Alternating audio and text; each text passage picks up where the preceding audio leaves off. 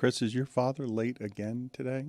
It seems so, but he's been stressed this week, so I can text him. What's he been stressed about? He threw at me, I'm 71 years old. He covered a hockey game. He did 2 shows, and he may have brought up that he's only paid for twice a week here. I don't know. That's something between you and him. Billy, what are you laughing at there? I'm not super following the Panthers yet. So is the hockey game 3 days ago? It was Tuesday night. Yeah. Well, takes time to 71. That's big age. So we've talked before about the self-awareness on people when it is in sports that they realize they need to retire. The old defensive end for the Dolphins when he was playing for the Raiders, Trace Armstrong, he'd watch himself on film and he'd be like, "Ooh, I've got to quit." Your dad saying I'm 71 when being asked to work a day after we had a meeting about caring. He seems ready to retire. In his defense, I didn't see him in that meeting, so he may not have heard it.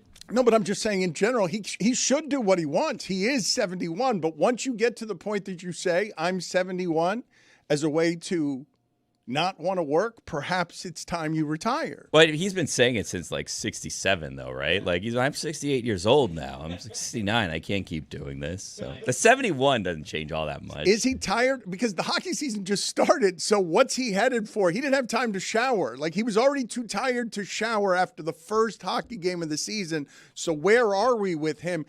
We're watching the end of this career, correct? We're going to broadcast the end of his career if he's already saying, I'm 71 and I've worked twice this week. He has to recover from a 5 o'clock hockey start 2 days ago. That's what's being alleged, I think.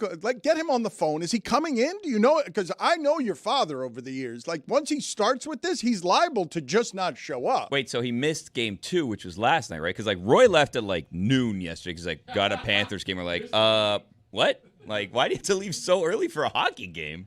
Roy wore that jersey that Rose gave him to the hockey game, right? Because Roy, No, he didn't. That was a big question. No. I wish Roy was in so we could ask him because we were debating back here, is he going to wear that or not? Because, it's a great commercial for his hockey show, but then there's also, no jerseys in the press box. So we were kind of conflicted. Remember, this is a guy that told us and admitted that he picked his daughter up and walked into school in full hockey gear before one of his training sessions. We actually are going to be able to ask Roy because I think he's not coming in for the show, but he's coming in for his show later. Yes, that's right. So there's that. I think he wore jersey with a blazer on top. It was that's a good look. This is business. I'm guessing that he was very happy and very proud of what Rose gave him yesterday. It was a beautiful jersey that she had made that celebrates the hockey show. I'm guessing he wore it to the Panther game. You guys don't agree with that? You guys think that Roy, since I've known him, has been the only person here who would be willing to wear his last name on a jersey at a sporting event. None of you would do that. No, there's no one else in the history of this company who would actually do what Roy does. 10 years ago, his name is on the jersey on the back, and he proudly wears it out. None of you do that. No, we're grown-ups. Yeah, It's the oddest thing he does. if we have to, we will. No, but I don't have to. No, There's I never a don't. scenario I have to. Well, sometimes you're gifted a jersey. we played a media softball game once with the Marlins gave us jerseys with our names and a number Yeah, on it. So that I wore for that day. Haven't worn it still in my closet. I saw Billy at college game day a couple of weeks ago, and he was wearing a Gill FIU jersey. That is fair. I did do that because I was wearing the Miami Vice edition jersey, but it had my last name on it.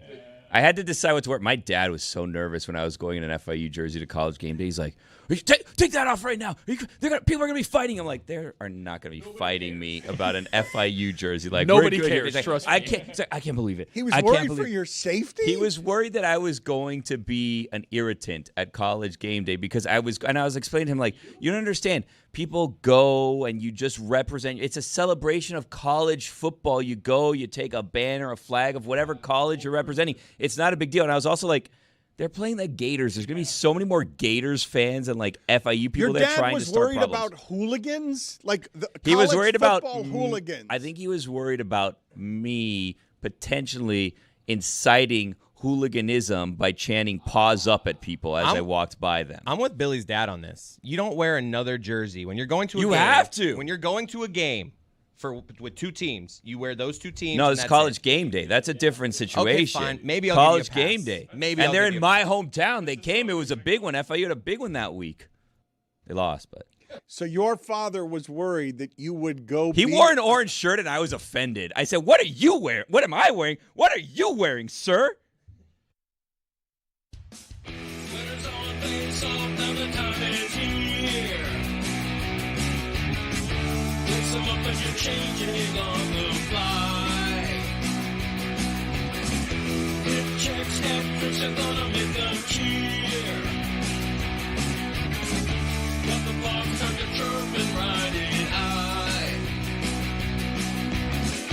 Now it's time for action. Tonight's gonna burn this bar right up.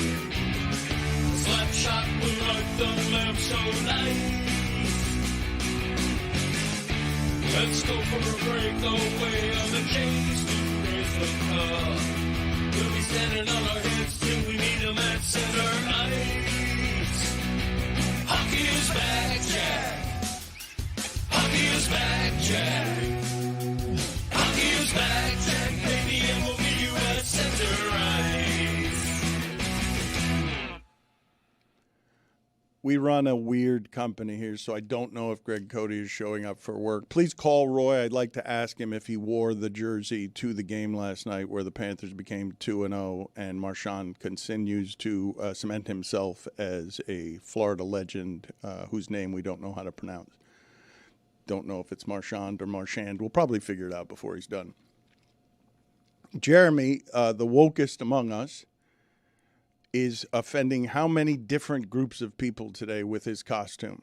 How many different people is he attempting to offend? It's at least 3. Yeah, it's weird. We should have thought this one through. It's actually a little funny that it's happened to Jeremy. Oh, it was a wild card. He chose it. I did. I don't think he knew what he was And choosing take at him. the time. I think that he thought he was choosing one thing, but certainly he wouldn't have chosen something that was at least partially blackface, right? Like, I mean, we don't want to say Dan. that part out loud. You can Dan. put black face paint on without it being blackface. It's part of my face for the audio audience. I'm offended by the red. Remember that Cardinals fan? how That about the yellow? all right, everybody, And the weird relax. ponytail that he has for some reason too. That birds Video definitely team, don't have please if put he's up the supposed to be a comparison of the bird. guy who went viral, the Cardinals fan. Please help me. Help me. Okay, so Nah. There he is. There is the punishment. I also hate that one too. Look, Yeah. Yeah, that one makes me feel a certain type of way. that guy, that guy's hat is also red when he leaves the stadium. As it should be.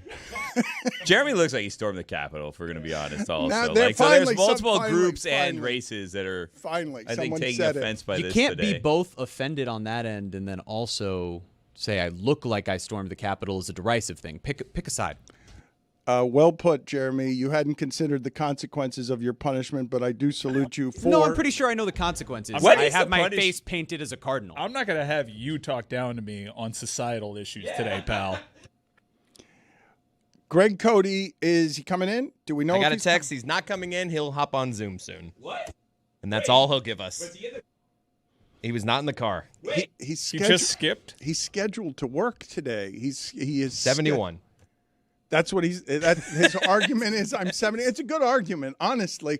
But I think we need to finally have a conversation with your father about whether he's thinking about retirement. Because once you're telling people who are relying on you, I'm 71, I'm simply not coming in. When did he inform us of this? Just now? Just like it wasn't even the courtesy of doing it last night? He's tired at the end of a work week, so he's not coming in. Last time I spoke to him was Wednesday, and he did mention to me, "Oh, you need me Friday, huh? I only get paid for 2 days a week, but we'll see. I'll see if I can make it work." And now here we are. Couldn't make it work. He couldn't make it work. Yeah. But does he not take into account that while we only pay him for 2 days a week, there are often times we don't get either of those 2 days? Like he's only doing it when it's more than 2 days because it's an average of 2 days a week that we're paying him for, but he's very often not here at least one of those days, sometimes two of them, like, for example, when it's just, hey, cruise, we're going on a cruise. It's not vacation time. It's not when anybody's going on vacation. It's just I wanted to go on a cruise. Why? Because I wanted to drink 15 beers a day on a cruise ship bar tab instead of in my garage. Magic package. 15 is putting it light. Also, unlimited vacation. I mean, we're starting to see what happens when you tell people that and then they start taking advantage of it. Starting to see what happens when that is in You guys play. get vacation? I want to talk about one of the games last night, and not the one that everyone's going to be talking about, because I assume everyone's going to be very worried about the Eagles, and start talking about the personality change of the New York Giants, which is a little bit fun, and a nice little fumigation on everything that New York sports have been, that they've got a Giants team with a couple of personalities that you could get excited about. But the game I wanted to talk about yesterday, as the Dodgers continue to play what is a totally unfair baseball game. They have an overwhelming all-star team, and they've underachieved this year because it's the best team ever assembled. I know we can sit here and argue about what is the actual in results best team. A Mariners team won 111 games, but in terms of star talent and roster construction, there has never been a baseball team as good as these Dodgers. And the game they played against the Phillies yesterday, and the series, the Phillies are a really good baseball team. Luzardo pitching with Snell pitch for pitch is something close to a miracle, because Snell's a good deal better than Luzardo. But that series was very well played. And the pitchers in that series are extraordinary, so that even an all-star team like the Dodgers has all sorts of trouble scoring runs. But before we get to the error at the end, because I really was hoping that was a series that would be won instead of lost, because it was really quality baseball. Schwarber and Harper and Castellanos, these are not chokers. Trey Turner, they're not chokers. The pitching is extraordinary in baseball. And what the Dodgers have, where they could go to Glasnow, who's an ace, and they could just throw him out of the bullpen because they've got just aces all over the place, made it so you have to play perfect baseball against that team to beat them. And this is the situation that they got into, where they're fighting over every little run, okay? Before the ending, this is what happened. And it's why it's impossible to play the Dodgers. Maybe baseball happens to the Dodgers, but this is why it's impossible to play them. Luzardo got knocked out because they got Freddie Freeman. And Freddie Freeman hit a double, and Freddie Freeman's their third best player. Third best hitter. I like Mookie Betts better. I like Ohtani better, but we can argue about it. Freeman's exceptional. In the inning where the Dodgers are down 1-0, and you got to do everything right against this team. They've got runners on second and third, and first base is now open. And the guy pitching for the Phillies, they're bringing the best reliever in baseball in the seventh inning. It's a high leverage situation, and they know the Dodger top of the order is coming up in a second. They've got first base open. What do you guys do? It's Duran. He throws 99-mile-an-hour sinkers. He's not a hittable person. But first base is open, and Ohtani's coming up. Ohtani is 1 for 17 in the series with 8 strikeouts because the Phillies pitching is really good too. It's not because Ohtani's a choker. It's because this happens in baseball. You can have 4 or 5 bad games. He's 1 for 17 with 8 strikeouts, and Duran is as good a closer as there is in the game. What do you do, guys? It's lefty against lefty on Ohtani. What do you do? He's 1 for 17. First base is open. You walk him. I wouldn't have, but I understand that they did because. Well, then what happened? Well, so they walk him, but the reason I wouldn't have walked him, I got lefty against lefty.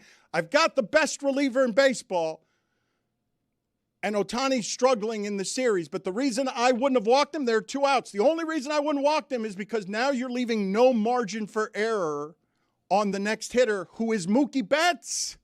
It's Mookie Betts. He's been bad lately, though. I think it's the curse of Billy picks you in fantasy, but he was not good this season at all. And Luzardo, by the way, you said before, pitched a gem. he has it in him. Like he was a highly regarded prospect, and when they traded him, the Marlins traded for him from the A's. Like he struggled a little bit, but he lived up to it the last couple of years, and he had a great game last series also. The reason the Phillies traded for him is because he has the potential in that arm. He's not Snell. He's never going to be Snell. He went pitch for pitch with Snell. He'll never be Blake Snell. He's Snell like every other Snell season, where Snell seems to like just take off sometimes. Yeah, he's Weird very player. up and down. What happened? What's the right answer? We're getting there in a second because this isn't even how the game was decided. It's just how the Dodgers got the game into extra innings.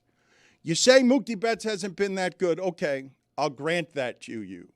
But what Mookie Betts does is he's got extraordinary plate discipline. And what I've now done to my great closer is I have the bases loaded, and you can't make the mistake against Betts. So now it goes to a 3-2 count, and you can hear that place going crazy.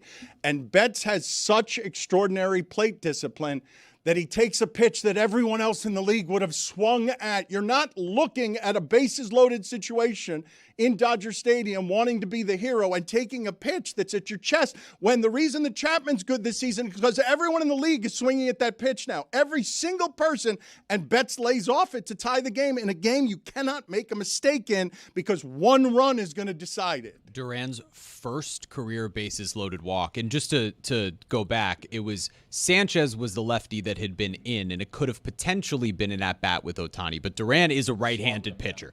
So it was a righty against a lefty. Their idea was we don't want to let Ohtani beat us with 2 runners on. In that scenario, don't let him get hot and approach Betts. So now you definitely walk him. Yeah. What's the answer? They walked him. They did? They walked. Was that the right move? Well, then they walked Betts, and the run came in. Oh, okay. Mookie's hitting 385 this round. Small sample, though. Forgive me, you got that right, Jeremy. It was righty-lefty as well, and I understand why you walk Ohtani there because everybody in the world probably would have walked Ohtani there, but you're not allowing for 1 for 17 with 18 strikeouts, and this is the best pitcher he's going to face. Like, there's not someone better than the guy. He's struggling in this series, and this pitcher who's throwing 99-mile-an-hour sinkers, what you've just done to yourself is you've created the situation where Betts' plate discipline can beat you because you can't make a mistake. You've got, when the 3-2 pitch is coming, Betts knows that it's going to be something near or in around the strike zone. It's not going to be in the dirt. It's going to be around the strike zone. And he tempted him with the most tempting pitch, and Betts laid off it. That's the best argument for pitching to Ohtani is there's just so much more strikeout in his bat. And when you have a guy in Duran who is so capable of striking out hitters, you saw Ohtani later in the game strike out against Luzardo. If you approach that at bat the right way, you can get that strikeout. Now, righty against lefty, it is a different thing, but Betts is a guy who has not only that plate discipline, but not nearly as much swing and miss. And so the probability just goes up. Even if he just puts the ball in play and it's an error, you're putting yourself behind the 8 ball. It might have been a good thing to pitch to Ohtani because he's had this thing in the last couple of at-bats where he wants to crush the ball every time he gets a pitch, and he wants to play hero ball where I'm like, I'm taking this ball out. And it happened in the Luzardo at-bat where he's just taking massive hacks. And he's like, first pitch, I'm trying to hit it out of the park. All right, but my point on all of this, because I'm micro-analyzing something here that isn't even what people are going to look at as deciding that game or that series or ending the Philadelphia season. The reason that I'm doing it, though, is because there is, against that baseball team, an all-star team, an international all-star team. Those are not the best players in America. Those are the best players in the world. That is an international baseball team. And what got decided at the end was a dribbler from a home run hitter.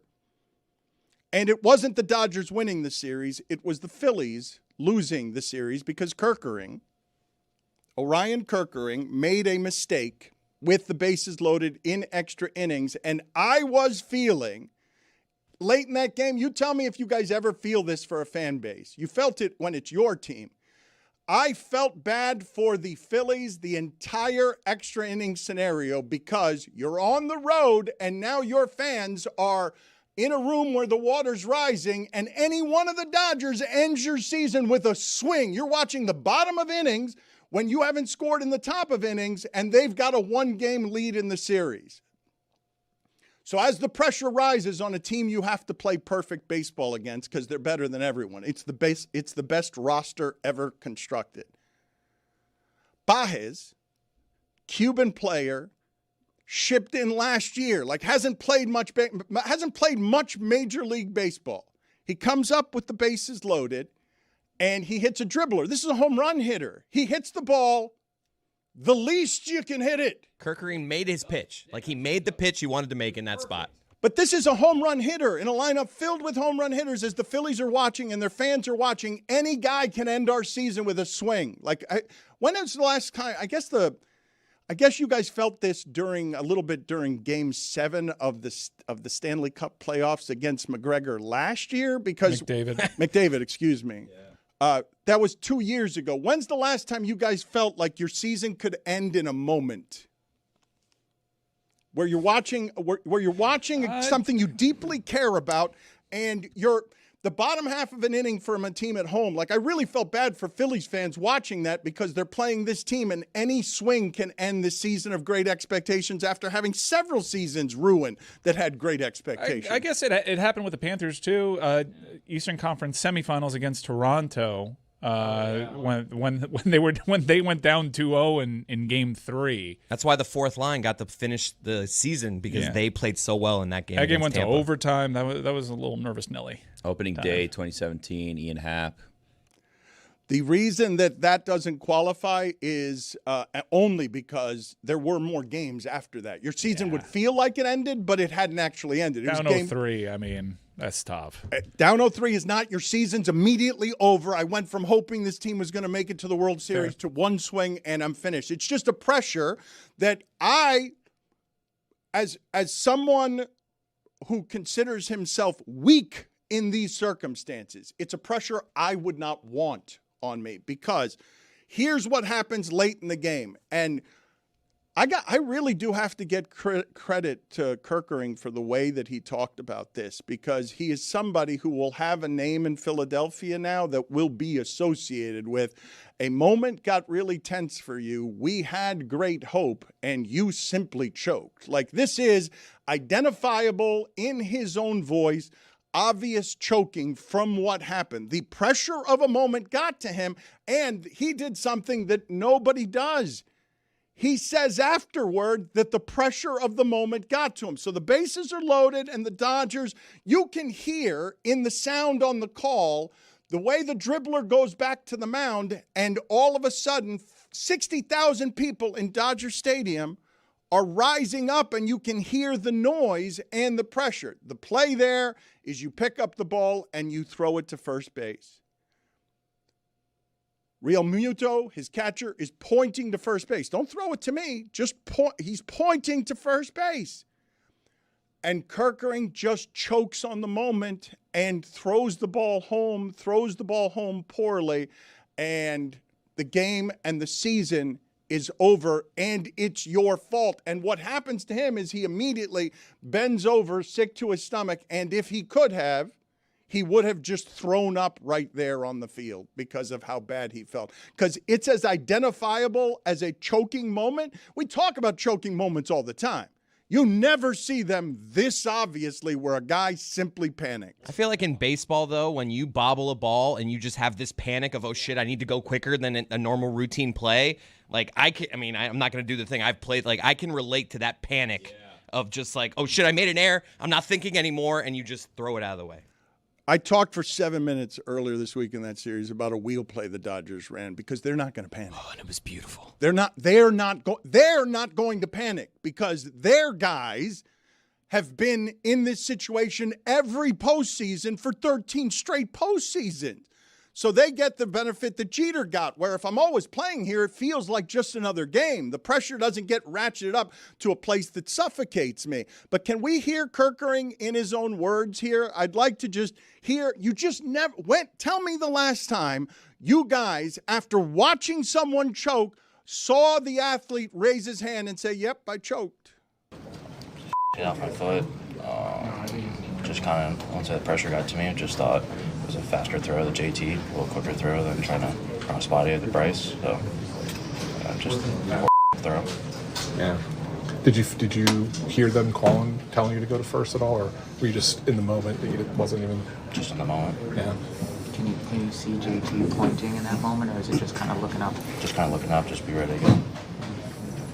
I mean, a lot of guys that remember you, Nick, was one of the first ones there. Just what do the guys say to you in that moment? Just keep your head up. It's an honest mistake. Just it's baseball. It happens, and just keep your head up. You'll be good for a long time to come. It's not my fault. Then just had opportunities to score. Just keep your head up. Have you guys heard an athlete say before, once that pressure got to me? Just like that. Once the pressure got to me. I don't hear that very often. I don't hear that level of self-awareness very often. Usually the bravado of the moment makes it so that you mask that, you hide, you try to lie. You lie your way around that. I wasn't scared. I wasn't worried. Something Tua is going to say in the next couple of weeks. I'm telling you right now, that guy is a real chatty Cathy now with all of his fears and that guy says better than me. I don't care if I throw 5 interceptions. Oh, that moment's too big for me. Like, I don't remember what happened yesterday. It's coming. I'm telling you with this Tua. I don't think I've turned on him yet, but we're headed in that direction. $300 not well spent on that frame. We've got Roy and Greg Cody are both here bombing in from home. I've been told that Greg Cody is irritated that we're calling him because he's 71 and he's very busy and he has a lot to do today. So I'll start with Roy. Roy, how did you wear the jersey to the lovely jersey that Rose gave you? Did you wear it to the Panther game yesterday? No, I plan on doing that on Saturday. So why did you not wear it yesterday when you were already wearing it? No, because I'm wearing it today for the hockey show, and I just decided, you know what, I'm not going to wear it today. I'm just going to save that for Saturday. Are you going to the press box? Yes.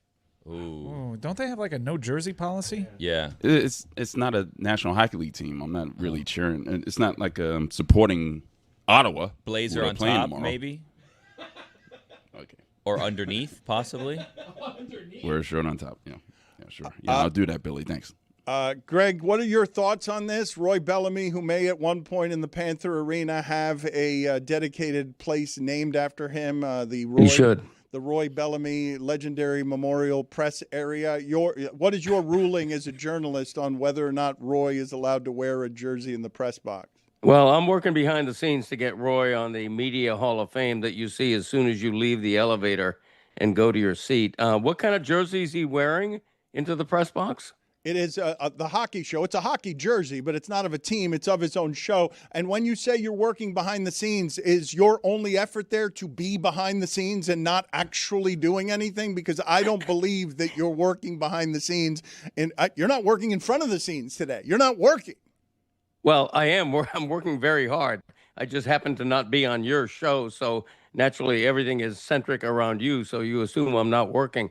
I'm working very hard today, which is one of the reasons why I couldn't be in the studio with you. I think it's fine for him to wear a shirt promoting the hockey show. If I want to wear a Greg Cody Show podcast hat on my head, I'm going to do it, and nobody's going to say anything.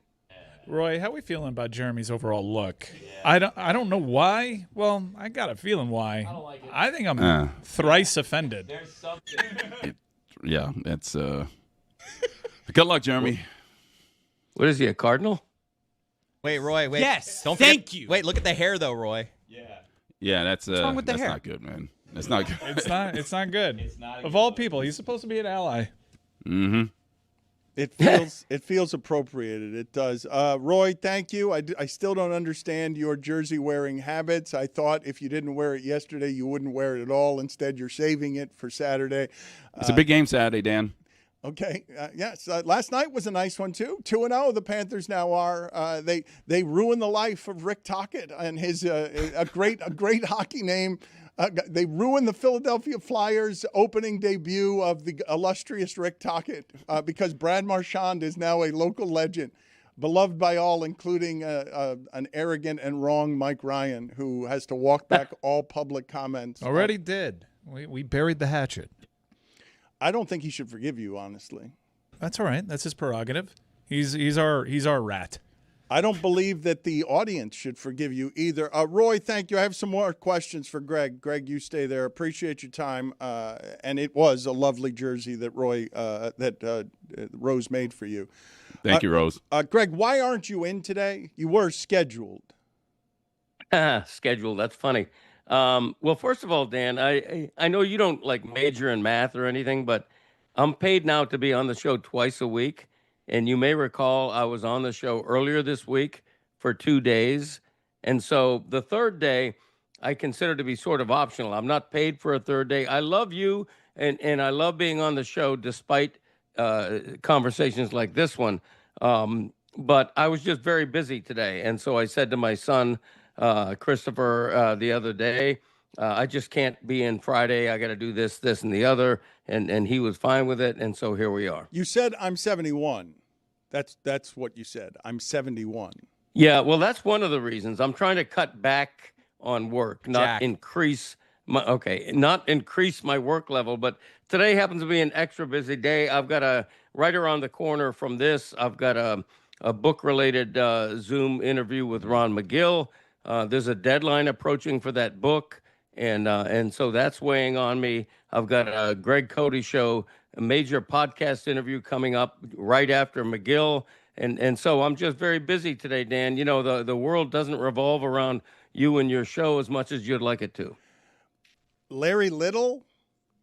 That's correct. We have Larry Little, the Miami legend, the Dolphins Hall of Famer, on our next podcast episode, and I'm really looking forward to that. I've known Larry a long time. I don't know him super well, but I know him well enough to really admire him. It is funny to hear you say that the world revolves around me when you did some very basic math there that forgets some things. I pointed this out before you came on with us, which is, yes, you're paid to work twice a week, but what about all the weeks when you don't actually work and just go on a cruise and we don't get the 2 days? Oh, you mean the weeks that I actually dare to have the vacation that I'm entitled to? I'm just saying you don't work twice a week every week. You often don't work the 2 days every week, correct? No, that's not true. I think if you do the research on that, you'll see that ever since I made my new deal to basically increase from 1 day a week to 2, I've been religious in my ardor to fulfill that and be in twice a week. Yeah. This just and normally I would do a third day if possible, but this is just a day that it didn't work out for me on this end. If I had a staff, if I had a chief of staff like you do to organize, tie up all my loose ends and do all this and that and the other, then there wouldn't be this problem of miscommunication. I was arguing before you came on here that once you're saying I'm 71 and by Friday I'm tired of working, that's around the time that you should start thinking about what retirement looks like, no? No, because I'm really enjoying my life right now. My jobs, plural, are a big part of that life, and I want to continue doing it as long as I'm healthy enough to, which hopefully will be well into the foreseeable future. But at the same time, you do have to cut back on certain things. I'm also going through, a bit of a health situation right now, and it's just difficult. Jeez, Dan. Where'd that come from? Wait a minute. What'd you do to him, Where man? did that come from? I'm sorry, Greg. Thoughts and prayers. Yes. Well, no, it's nothing that serious. It's nothing I want to talk about right now, but seems serious. It's just, wow. These are things that weigh in. A bit of a health situation is what you're hitting us with at the end. A bit of a health situation. Nothing serious, but thoughts and prayers. No thoughts and prayers. No, I don't want. I None don't of want them, thoughts. actually. I don't want thoughts or prayers. Well, you want thoughts, honestly. Those work. If we gave, how about views and prayers? Views, downloads, yeah, I and want prayers. clicks. I and want prayers. Write a column about it. I want podcast downloads and thoughts and prayers in that order. I think David Cross is the comedian who says instead of thoughts and prayers, like incantations and chanting or something. So for Cody, should it be clicks and views? I'm just thinking, yes, clicks and views. Clicks and views. You'll get like in lieu of flowers, please donate to this cause. In lieu of flowers, please download Greg Cody's podcast. Yes, that's exactly right. Exactly. Please read my NFL Week 6 picks in lieu of thoughts and flowers. Week WEEK AK.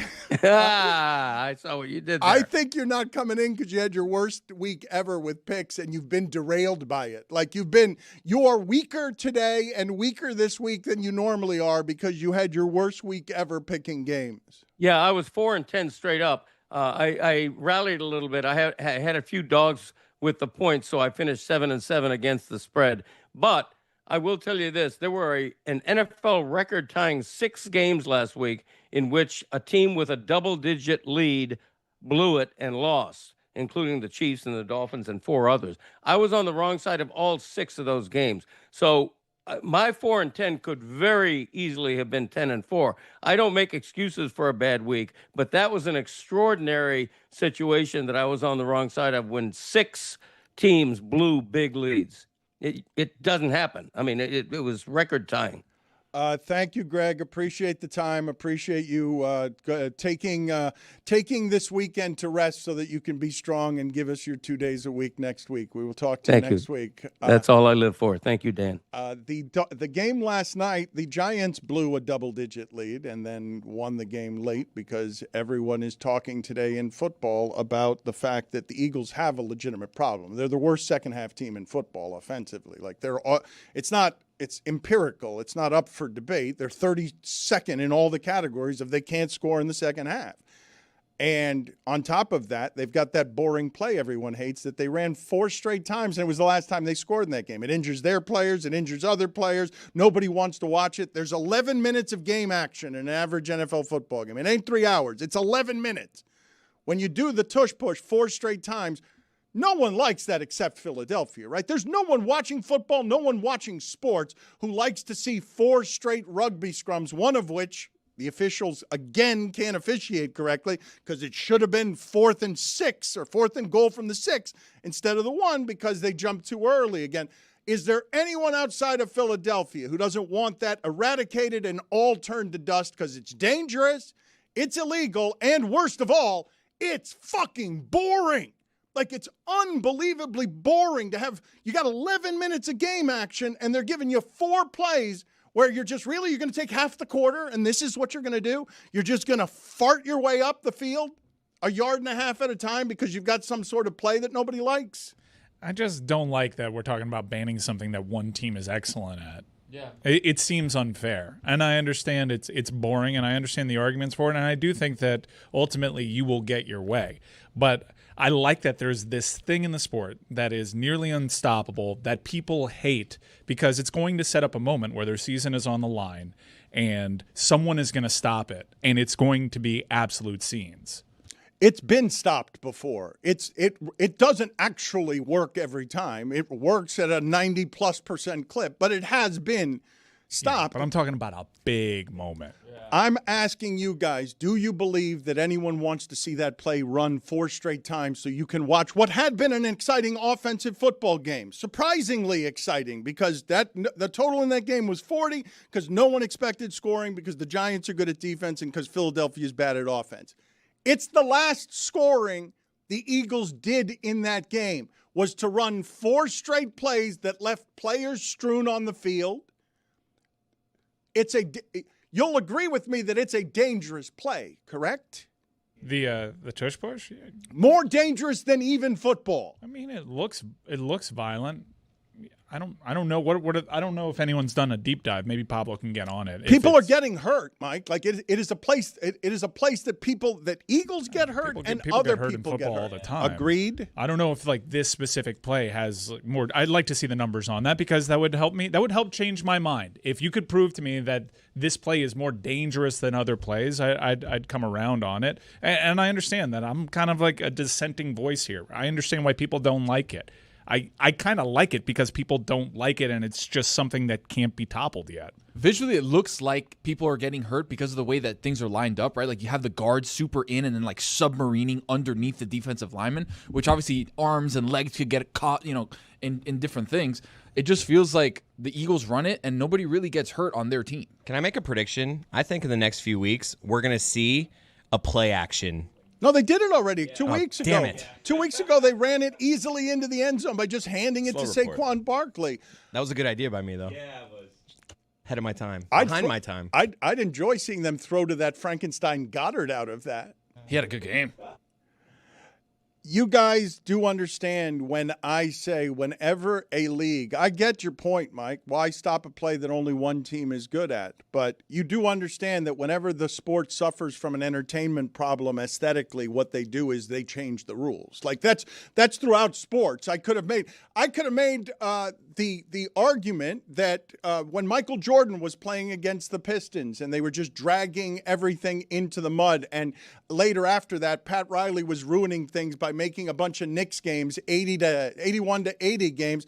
Basketball changed all its rules. According to the league's internal data, there was a 0% injury rate on the tush push last season. Is that right? Yeah, 0%, according to the NFL, which, I mean, come on. To help contextualize, oftentimes there is a clock management aspect to this, and we cannot ignore the possibility of players faking injuries on this to stop the clock.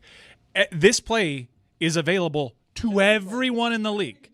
I'm with you, but they're excellent at it. Now, what I would like is to see the rules actually enforced a little bit better on this, because it seems as though, in part, they're better because they're getting away with stuff. I don't like that. I like a straight-up play. But Buffalo was the second best in the league. They did this a lot.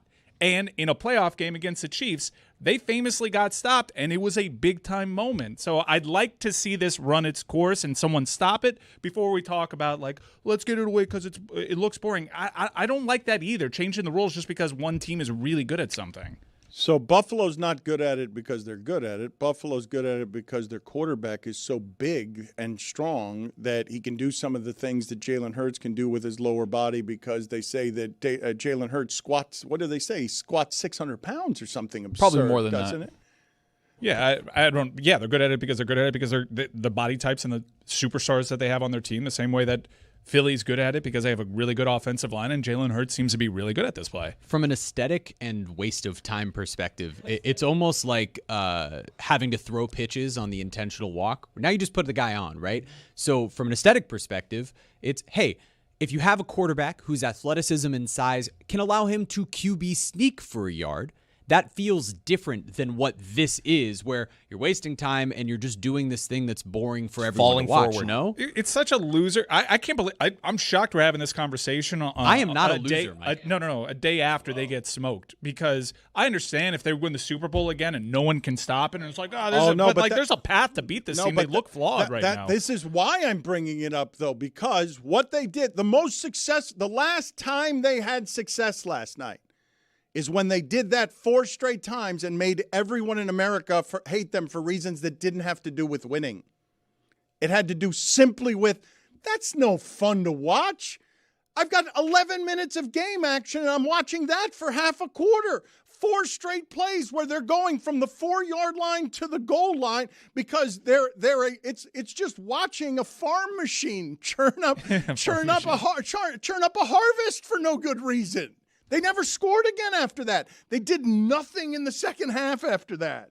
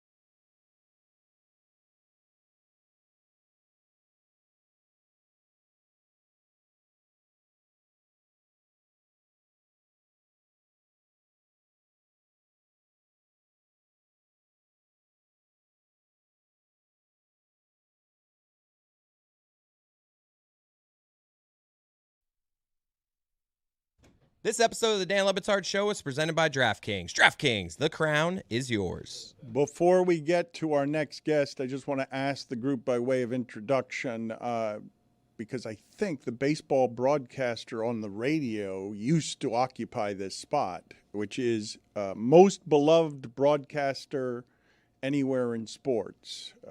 Can you guys, off the top of your head, Joe Buck is viewed as controversial for whatever the reasons. People have their problem with every Joe Buck broadcast. Who is the most beloved broadcaster going these days? Kevin Harlan. Yeah, my favorite for sure. It's a good nominee, not who I would have gone with, but coincidentally enough, he's right here. And I wouldn't have either. And he does happen to be beloved. I've got a number of things to talk about, including his upcoming schedule now that he's going to be doing Amazon Prime basketball games. I'm looking forward to what all of that looks and sounds like. But welcome, Kevin. It's good to see you again. Who would you nominate, though, if I made you think about it for a second and said, America's most beloved sports broadcaster at the moment, comes with no controversy, isn't polarizing, is simply enjoyed by people throughout the land? Who would you nominate? Well, how far back can I go? I won't go back too far. No, you got to do it from someone now. We used to have them all the time. I think it's harder to do in today's America. Go back to Gladiator times if you want. Good. And thank you, by the way, whoever mentioned me. I would say Mike Breen. I'm not sure if there's the established baseball voice. Joe Davis does an incredible job at Fox, and hockey, I think, or Sean McDonough. Now, these are two of my friends, so I'm a little biased, but Sean is about as good in any sport that is given to him, baseball, hockey, and certainly football. And Mike Breen has been the longtime voice that we know of the NBA, took over from Marv, has carried it even to the next level. So I'd say it's a tie between Mike Breen and Sean McDonough. Bang! That wasn't your best. That was a bad one, actually. I saw him mutter. The pressure of the moment got to Kirkering over here. He wanted to do the bang for Harlan. You can Gannon me. And it wasn't one of your best, but at least you didn't say you wanted to go black to the Gladiator. There was no pressure, too. I just messed up so badly. It was like a layup. Kevin, what do you think of Jeremy? No, what do you mean? What are you doing? I'm a Cardinals fan. There's a viral Cardinals fan. Let's please give some context. Kevin, I really enjoyed your call of Kevin. What car do you drive, Kevin? I love your car. You know, there was a future where I wanted to join this man on NBA broadcasts, and you guys are ruining that. Well, that's done. It's done. You did that to yourself. You canceled you. Your Trevor Lawrence call, how much did you enjoy doing that, the frenetic panic of the moment? Well, I love those moments, and you hope that you've got the right words at the right time and sequence the right way, cadence and everything when something like that happens. Luckily, he's not a quick twitch guy, and so he fell again. He kind of lumbered his way, and so it was slow enough to call, and that made it kind of fun. And of course, the moment and the heightened point of the game that it was, and what it meant, and they got a lot invested in that kid, so they needed a signature win, and that probably was the one win they can use to build on what Liam Cohen is doing down there. But it was a lot of fun. There was a lot to that game. The day before, I was in Seattle doing the Buccaneers and the Seahawks, and that was a circus. So back-to-back nights, I never take for granted the NFL seat that I sit in every Sunday and Monday. But to have games like that back-to-back was really an honor. It was a treat, and I enjoyed both so much. In my experience, the people who are among the best at what they do, they tend to be pretty unforgiving of their mistakes. I don't know how you are about this, but do you ever leave the stadium? I nailed that. I crushed it. That's as well as I could have done that. No, never. I go back and listen and watch and grade each radio and TV. And I get more frustrated the more I watch my work. I'm the least impressed with my work of anybody. But what I do like is the challenge of getting better. And even at my age and stage in my career, You know, when I was younger, everything was so new and you sometimes didn't know what road to take and how to fix it. Now I think I've been around, you know, a long time that I can figure out, okay, I know how I messed up on that. I need to improve this, polish off this area over here. But I don't know that I've ever walked away and said, yeah, I don't. I usually come back incredibly frustrated the week after the game as I've watched daily what I've done or listened to what I've done on radio, and I'm pretty frustrated. So at the top of my boards, and like I've got the Packers and Bengals this week, my scoring sheet, I'll put my points of emphasis on trying to improve on what I messed on the week before. That doesn't sound very joyful. Like I know it's not. It's not. You know, like I'm sure that when you were writing columns, it took, you know, a lot of look and maybe stepping away and getting back and jotting notes or waking up and thinking of an idea to insert in there. And that's kind of how it is with the broadcast. I think that because it happens, then you've got some time to reflect on it. It becomes more an exercise of evolving, improving, meeting the challenge. How can it be better? And I try to listen in different ways. I listen as I'm marking off on a sheet that I've got where I try to keep track of what I say or don't say, and then just listen as a fan might listen neutrally. And it becomes, you know, the more I listen, the more frustrated I get. So sometimes I got to step away and try to figure out how I'm going to get better. But if you love something, I think you're constantly trying to improve and evolve and get better. And I know in this business, which is incredibly competitive, that if you don't, you'll find there are a slew of young, incredibly talented broadcasters right there chasing you. So you want to be ahead of the posse a little bit, I think, the older you get, and trying to stay current and on top of your game. Who's the young one you hate the most? Fascinating to hear him say that. Yeah, Noah Eagle, right? Who's chasing you the best? Who do you look at as a young person and be like, that mother? You know what? And this is the God's honest truth. I really don't listen to many other broadcasters. If I happen to walk in a room and the family's watching a game, I'll listen. And but I really don't. If I find myself stuck, I may go to a couple guys that I really respect. Joe Buck, Sean, Mike, you know, guys that I really, really admire, just the way they do work. It used to be Emmerich when he was doing hockey. Marv, I think at one time, when he first joined TNT, you know, after getting over oh my gosh, look who's on this roster.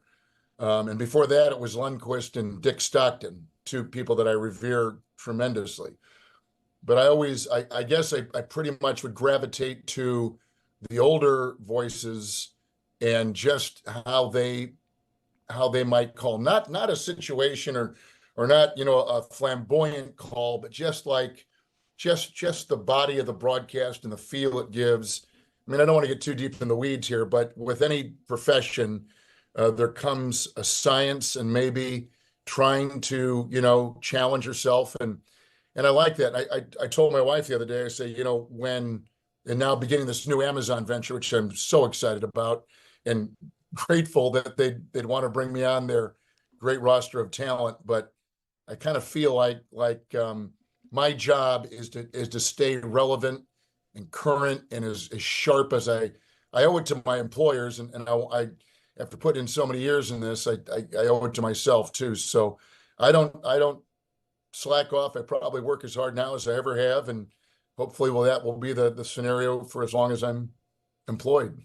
Do you have a call you wish you made? Like you saw something, you're like, man, what a moment. Like I wish I would have had that moment to call. A game that I was doing or a game that I was watching and wish I were doing? Do both of them, actually. Answer both well, of those like you know, the Marshawn Lynch run in the playoff game against the Saints, like as a broadcaster, and it was slow enough that you could keep pace with the run and the one broken tackle after another broken tackle, like 6 or 7 on the way. 11 broken right? tackles. And I think he breaks a tackle at the 30. Oh, he stiff arms his way to the 25, angling to the side, breaks another tackle at the, you know, like you could go on and just, and you could build up the call and have that moment. There are not many like that, quite frankly. And Dan, you mentioned Trevor falling the other night. That was kind of close to it. It was slow enough that you could really have it make sense to the listener. I think I went back and listened. I said, was I slow enough? Did I describe enough? Did I try to measure the steps he was taking until he crossed the goal line for the winning score? So those are the kind of plays that you kind of wish you'd get a chance to have.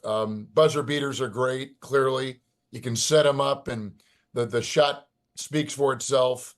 But all of it is a challenge, and I'm just grateful. I'm grateful that I have found a profession that gives me so much impetus to continually improve, regardless of what stage I'm at in my career. When you said a second ago, I check in on these broadcasters when I'm stuck, what does that mean?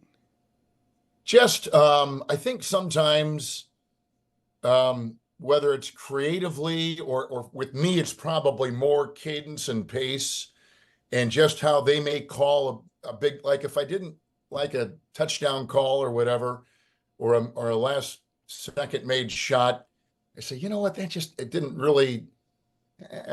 So like I'll pay particular attention to what Joe or Sean or Mike, these are all my contemporaries, these are all friends, but like how they may handle it. I think we're all kind of learning from each other, perhaps, maybe, I don't know, but I do from them, because I think they're all so gifted and talented and have such a feel for the moment. I love the way they broadcast and just how they may handle a moment. And if I say, you know what, I don't feel like my touchdown call early in a game, middle of the game, late in the game, whatever it might be, it has the right tone to it or feel, whatever.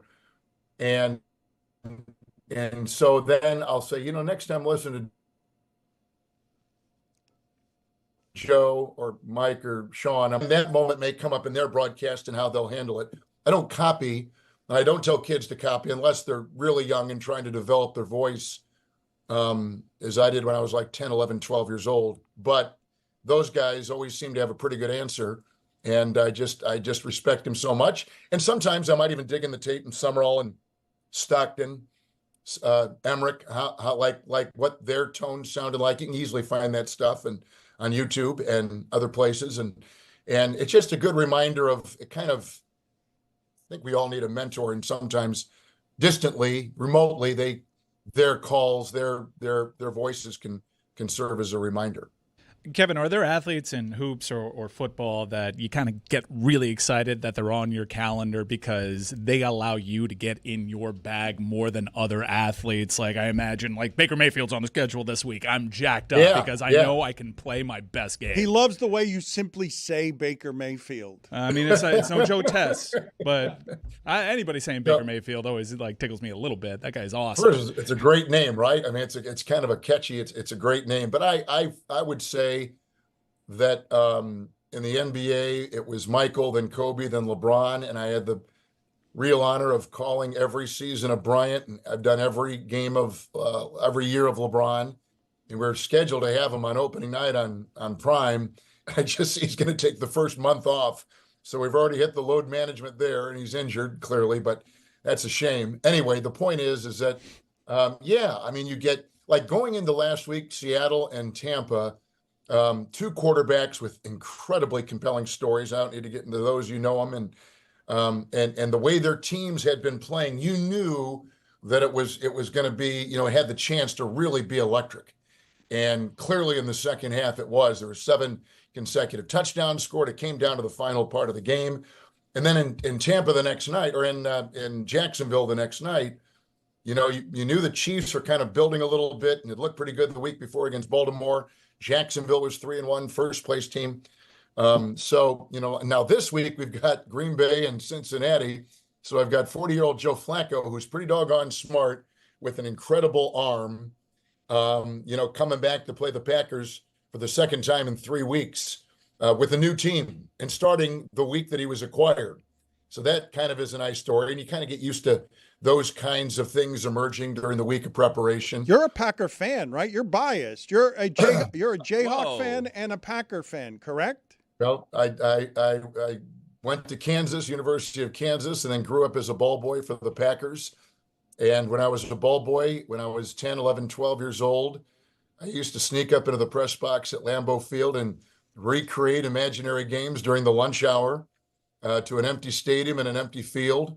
And so every time I get in that press box, I think of how lucky, like if you'd have told me at that age that my career would have had this kind of, grouping of games and employers and time in the business, I would have said, oh, you got to be kidding me. So that has a special place for me for sure. We're actually about 100 miles north of Green Bay, and where we spend some time every year, and that's where we are right now. So I'll drive to the game on Sunday and drive back afterwards. Well, what you just described in terms of the meticulous that it requires to be as good as you are sounds like it doesn't have a whole lot of fun in it, because it has to have so much preparation and then pressure, and then the fun is the doing of it. Have you had a moment anytime where you sit in the press box with such gratitude that it simply moves you to tears? That where you've arrived, because what you just described, you got to get out of here with that. You were a ball boy who was doing games in an empty stadium, and now you go back and you get to do that game at the highest of levels. Like you can't have too many moments like that. No, it's singular for sure, and one I never take lightly every time I go in there to do a game. My dad was the president and CEO of the Packers for 21 years, and he was the one who initiated the rebuild of Lambeau and to what it is kind of today. And then it was carried on with the people that have followed him and done such a magnificent job. But there's a sense of pride when I walk in that stadium and see what he had accomplished in his 2 decades running the organization. The only other time, I guess, Dan, I feel that is the Super Bowl when we broadcast the Super Bowl. It's thinking of the people that have been in that seat, Jack Buck, Lindsey Nelson, Don Crickey, Jim Simpson, Marv, to sit in that seat and wear that headset and call that game is about as special a moment as you can have. I never take that lightly. I'm full of appreciation and gratitude when I sit there and get a chance to do that big game. So those are the moments that you say, this is how lucky I'm not. This is why I'm in the business. That sounds like it's almost owed you. It's more, how lucky am I to be in the business in that seat and calling a game like this and follow in the footsteps of those giants that have been in this position before me. Prime Video's NBA coverage begins October 24th with a Friday night doubleheader. I believe this is Kevin Harlan's most famous call, the way that he will be remembered. All the work he does every week, he works very hard, but nothing will ever be larger than this, not the Packers, not the Super Bowl. And now guarding Steph Curry comes up with the steal. Pickpockets him, Leonard! If you've got the hammer, you've got to use it. I don't think that's his best. I think his best is the other one, the longer call. That's a decent one, but this is the best one. Oh, there's a black cat has taken the field. A black cat is running from the 20 to the near side, the 10. From the 39 in Dallas, here's a short throw down the middle, caught by Ingram. Caught at the 35, went to the 30. Now the cat running the other way, and so is Ingram at the 30 to the 25 to the 24-yard line. It's a catch and run of 15. Now the cat is stopped at the 50. So is it bad luck for the Giants? Is it bad luck for the Cowboys? I don't know, but they've stopped playing. The players with hands on hips are watching the cat run and zigzag all over the field. He's Black at the Cat 8. doesn't know that it was last Thursday that was Halloween. Thursday night right, football, yeah. not Monday night football. He's a little bit late. Now he's at the 5. He's walking to the 3. He's at the 2.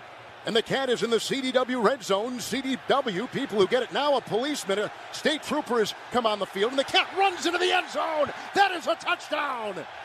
And the cat is elusive, kind of like Barkley and Elliott, but he didn't know where to go. Look at, they're trying to corner him, and they got him in the end zone. There are state troopers all around this cat, which now climbs up into the stands, and the fans are running for their life. Now it goes back on the field again, and it's running in the back of the end zone, and it runs up the tunnel. Do you have a personal favorite? I haven't heard. I haven't heard the entirety of that. I would say nothing to do with drunks or wild animals on the field. No, that probably would not be my first choice. I'd like to say that I'm working toward a call in a game, in a moment that I'll remember. There've been lucky for me that I've had a lot of great performances I've been able to call. But I always like to think my best call is ahead of me, but I don't know that it will involve a drunk or an animal. Maybe it will. Like if Dan Le Batard ran out there, that would be, I think, worthy of a drunk animal. Slowly. Yes. I'm not saying drunk or an animal. I'm just saying if he just ran out there. He's for whatever. lumbering. Lumbering, yes. You thought Trevor Lawrence was slow. Yeah. The strides of Le Batard.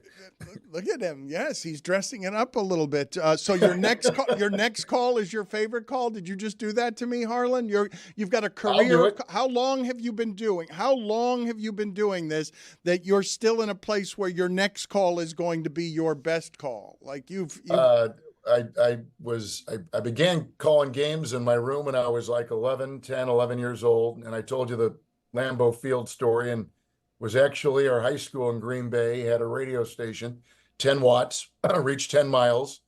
And I did games when I was 14. And our high school games, and then that led to some other work in the Green Bay area with commercial stations, and then kind of heaped on. So 50 years, 51 years or whatever. I don't know what else I could do. Actually, my wife said, what else could you do? I said, there's nothing. I don't know that I could do anything else. So I'm lucky I found something that at least I enjoy. It feels to you the same? After 50 years, it feels to you it still has the same stuff in it that challenges you, and because you're always looking for improvement, you can't be as hungry as you were, right? That's not possible. Well, I'm almost now to the point where I really want to just make sure that I am improving, as I mentioned, maintaining and not messing up in any way, because when you do, then that draws attention, and I just soon not have that angle hit me. So it's harder to leave to do a game. Not that I feel more pressure, but the business is changing, and the stakes with these NFL games are so immense. Like the numbers that are watching these games and the knowledge of the fans that are watching them have never been greater. The fan has never been smarter, and the viewership has never been higher, and the league has never been held in such a position, I think, and continues to grow and is the most popular sport, and doing 2 of those games every weekend. It's the responsibility that probably drives me a little bit, and making sure that I'm really buttoned down, because when you say something that's not even, that may be just a little bit off, man, fans know. And I can't believe that fear is still there for you. I can't believe that. Yeah. Fear is probably not the right word. It's more responsibility. Just because there's not a broadcaster in the business that would not give everything to be an NFL network broadcaster. And same with the NBA. You could line them up, and knowing that and what's at stake every single game just makes you, you're not nervous. There's no fear, but you need to be alert and present, and just you got to be on your game. Probably not too different than how you all feel going up against the competition of the business on your side of it, Did you not just hear how all of us were talking during that segment? We don't quite have that standard around here. Prime Video's Good call, Black. NBA coverage begins October 24th with a Friday night doubleheader. What is the worst attention you've gotten? You articulated it well when you said you're respecting the responsibility. It's not fear. You just always respect the responsibility, because any one sentence on live can get you buried. So the worst attention you've gotten is what? 51 years. That's a long ass time to not have one off the top of your head. I cannot think of one right now, but I'm sure there are. And and it doesn't even have to be anything monumental. It can be just a wrong identification, wrong name that you've gotten, just not cognizant of the situation in the game. Things like that show that, all right, he does have some mental acuity. There is a responsibility to just make sure that you are really present. You can't, it's 3 hours of not letting your focus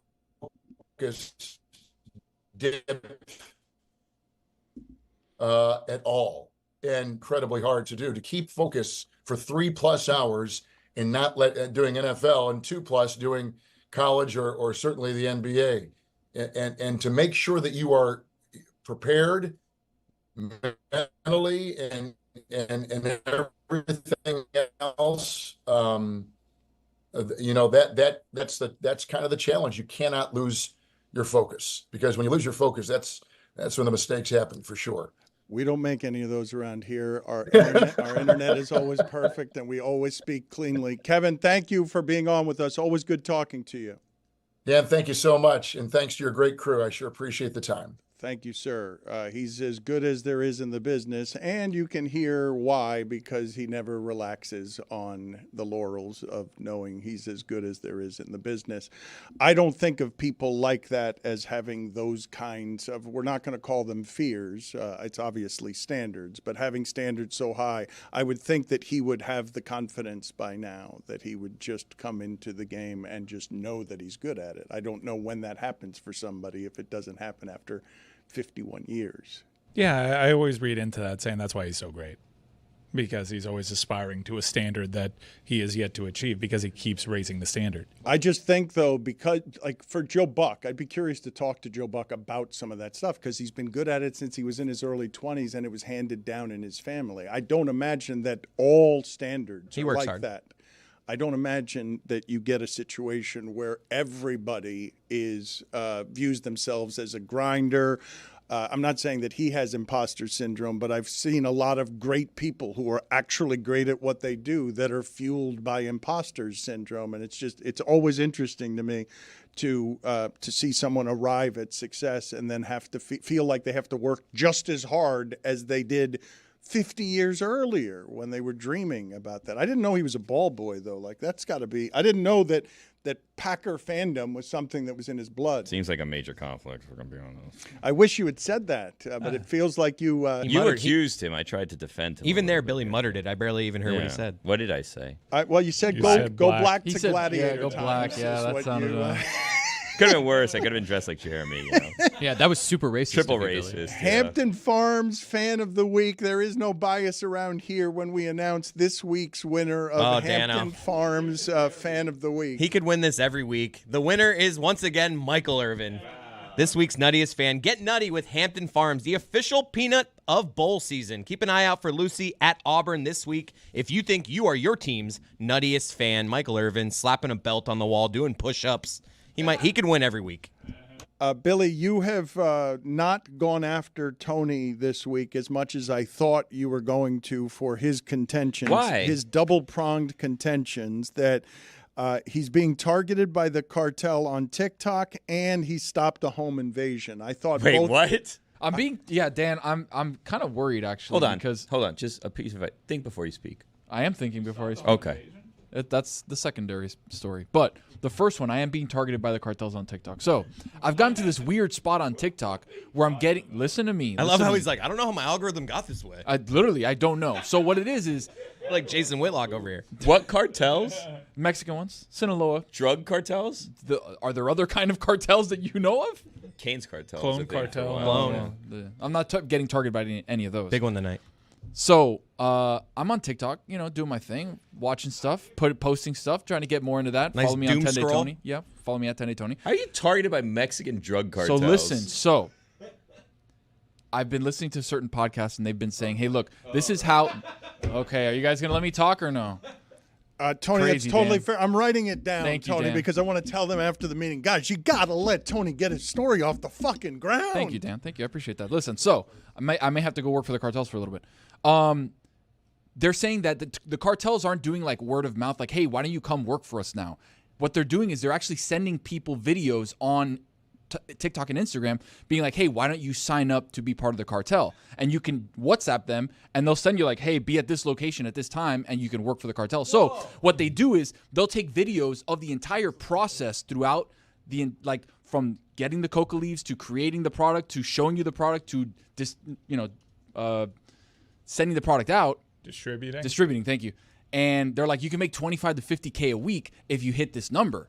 And I'm like, huh. And you think this is legit? No, that's how they're targeting people. This You is happy not we me let him saying go? it. This is not me saying it. This is people that are in like the information industry, in like security industry, saying like, hey, this is how they're targeting. This is how they're doing it? Yeah. So I was targeted definitely more than once. This is all algorithm stuff, though, right? Well, This what am I isn't- searching though? Like, I don't how know. to be a cartel member? I don't know what you're searching that would invite. I assume at this point that the computers are smarter than we are in some places, and so they can guess your interest based on some of your other interests. I think that's why Billy, in his awkward way of helping you while not helping you, is trying to say, be careful what you say here, because I'm not disparaging the cartels whatsoever. I'm saying they have actually a good.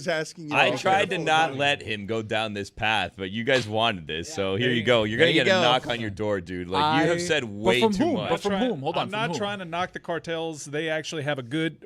What were you gonna say? What podcast do you think led you to being targeted by this? No, it's not a podcast that led me to be targeted by the cartels. It's how I know the cartels are targeting people on social media. What is Joe Rogan? Sean Ryan show, Joe Rogan. Yeah, they have guys on that work in military, situations, and they're overseas doing certain things. And there was one guy that Rogan had on was talking about how Mexican cartels are going to find people in the United States and bringing them over to work for them as drug mules, as people that are in the production chain. And one of the things that he said was TikTok. That's exactly how they do it. So now I'm finding myself getting targeted by the cartel to be like, hey, you want 25 to 50K a week? And I'm like, yeah. They're like, well, why don't you come over here? And I'm like, As a okay. good patriot that you are, have you ever considered infiltrating the drug cartels on behalf of the United States of America? What's the win for me there? Like, what do I... You're saving hundreds of thousands of lives from all the drugs that are coming across the border. You go in, you be a drug mule for them, and then you eventually have to turn on them to save others. So a double agent. Yeah. Have you ever considered that? I mean, am I Because making... if they're targeting you, obviously they think you're capable of doing these things. Correct. But if you're listening to these podcasts, you probably also think you're capable of doing other things to help America on behalf Gosh, I do of... love helping America. Yeah. So am I getting paid by the U.S. government, or am I getting You might paid be getting paid by both, honestly. Now we're talking. Okay, now we're talking. 25K a week from the cartels, but then I'll go to the U.S. government. Hey, if you match me, okay. You should strong-arm the government. They can't even get you health Yeah, care. and tell them, listen, this is what the drug cartel is There's enough offering people to strong-arming pay me. this government, trust me. And then you say, if you guys don't pay me more money, I will continue to flood drugs into your country. I like that strategy. But you know That's what? a good Can strategy. you be my for you. agent using you? No, and I'm your going to stuff sit this one out, I think. against the government, though, not against the cartels. I'll work solo on the cartels. I believe that Billy's initial reaction to you, I thought the shock in his voice was from the home invasion, not the cartels. I wasn't Oh, the home sure, invasion, but yeah. I thought Billy does a good forgot job. about that after the story. What happened? Someone broke into your house? Well, drug cartels or the government? No. Did we just put up a photo of Tim Ruddy? Who was that? Or was that? Oh, that's Dan. Oh, that's AI football player Dan. Yeah. That's fun. That's what we're talking about. 68, Dan. Oh, you got a fumblerooski there? What was that? Tim Ruddy is who you made me. It was from the Jeff Saturday School of AI, and it's a joke that's 9 minutes late based on Kevin Harlan's call of me lumbering on the field. The good news is AI isn't here to take over everything. It took him 9 minutes to create that Not beautiful quite image. Fast. It's not quite fast enough for the joke to land when it's supposed to. What about a joke from 20 minutes ago? Here's Conor McGregor playing hockey. That one's good. That guy was terrifying every time he took a trip down the ice. So someone broke into your house? What happened with the home invasion? Dan, so you can imagine. It was the Friday Sounds night. like you're imagining a lot of things. No, I'm not imagining anything. Trust me, this was not imagination. So it's the Friday night after my brother's wedding. Get home late. Obviously, we had a great time. I go to sleep. What? What? Okay, thank you. So we get to go to sleep. All of a sudden, at around 5 o'clock in the morning, I hear something downstairs. And I'm like, what the hell was that? All of a sudden, my alarm starts beeping. Whoa. Yeah, and that's a scary moment. Obviously, Simply Safe alerts me anytime that something happens.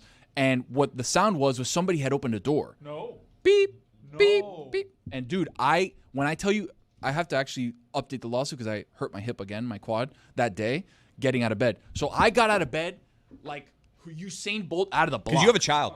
I have a child, and she's sleeping right next to That's me. And my bravery. wife's Oh, she's in the room. Bravery. Okay. I'm telling you. I was thinking she's in a Courage. different room. That would be scary. So you're saying you get out of bed the way that some football players get off their back Yes. by jumping to their Yes. feet Like without Saquon Barkley ever, did, remember? without like Shawn Michaels, Thank you. Always wanted to do that. the Heartbreak Kid. Thank you. So I kick the diaper caddy out of the way, ended up denting it. I'll send the picture when I get home. Wow, Ended up denting the metal split diaper second caddy. decision. I got Split it. set. Man, you are. I a family ran down man. the stairs. Dan, no weapon, no bat, no nothing. Bare hands and bad intentions. Those are and red- I start running down the hall. Boom, boom, Are boom, you like, boom. hey, who's here? Hey. No, I'm silent. But Sound real tough? what you hear is Jenny said it sounded like a grizzly bear was running down the stairs because I made every size 13. Boom, boom, boom. And I finally get down. I'm looking. I get to the front door. Front door's closed. Okay, nobody's there. I get to the sliding glass door by the TV. Nobody's there. Okay, where's my office? No windows. Okay. I'm looking around. I'm like, they may have gone upstairs when I went downstairs. So I ran back upstairs. I get to my daughter's room where you can see over where the street is. I open up the blinds to see if somebody's running, if there's a car. Nothing. I go back up to the room and I'm like, what's going on here? I don't know what's going on. Every door is closed. Why did it sound like that? Jenny's like, what's going on? I'm like, I don't know. I have to find my phone. So I look at the phone. Simply Safe sends you alerts on your app, and it's like critical, open, garage. By the way, the alarm is blaring in the house. Talk about panic. Talk about trying to figure out where to throw the ball. So I finally get up. Simply Safe, garage door open. I'm like, I didn't hear the garage door open. What's going on? And then it hit me. What? The sensor fell off the door. No. The adhesive of the sensor fell off the door, and the sensor was what I heard, rolling on the floor. Shitty adhesive. Yeah, the bouncing adhesive- instead of knocking. bouncing instead of knocking. So all of a sudden, I look and I'm like, thankfully. Well, you I was did- ready to stop the home you did invasion, it though, Dan. correctly. I don't know how to do that. Valerie pointed out to me that I do it wrong because she said one night I heard a noise and I got up and wandered to the bathroom. Like I don't totally run. Is it your tummy? I don't. Little rumbling. She heard a noise. I don't handle this correctly. I have never in my life run thinking that there is someone. Dan, I went down like a actually in man my- possessed. I was going to go kick somebody's ass. Like the And Blade you don't Runner. go places with bare hands and bad intentions. Thank you.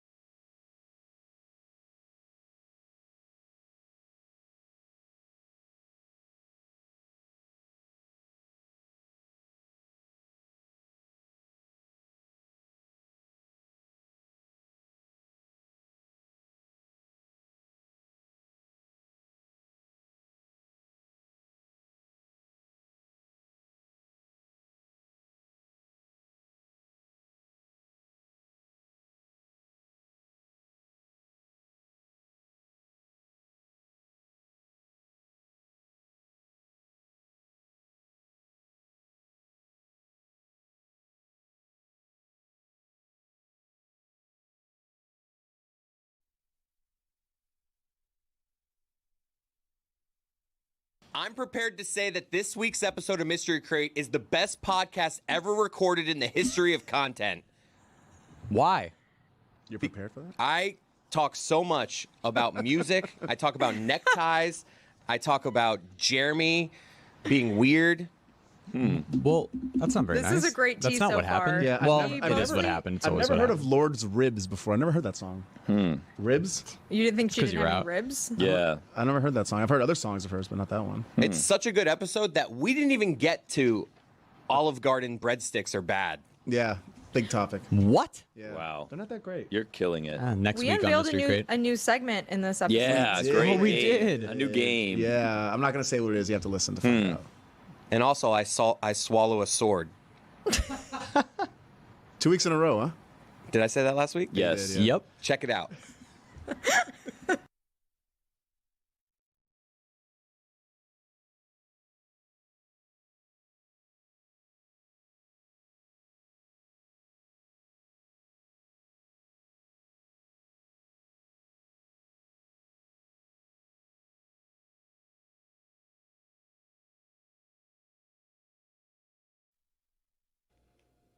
I'm curious what you guys think of something I said earlier this week when we were talking about Deion Sanders and Michael Irvin and the position that Deion Sanders finds himself in at Colorado, where I was reading about his health issues.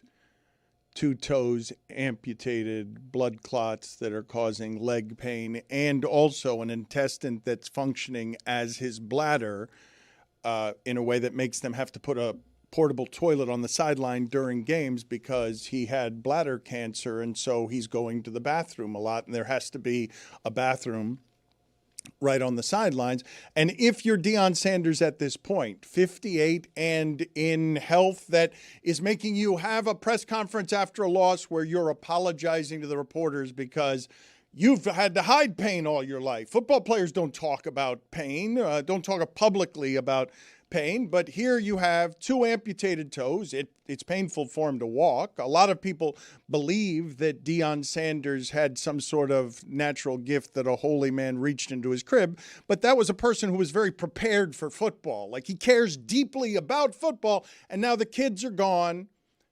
The kids might need you in Cleveland, or in Jacksonville, but you're coaching Colorado, and there has to be a toilet on the sidelines for you because you're at an age where health stuff happens. And I just thought to myself, I said it matter-of-factly, oh, he's going to leave that contract early, right? He's not going to just keep staying there fighting.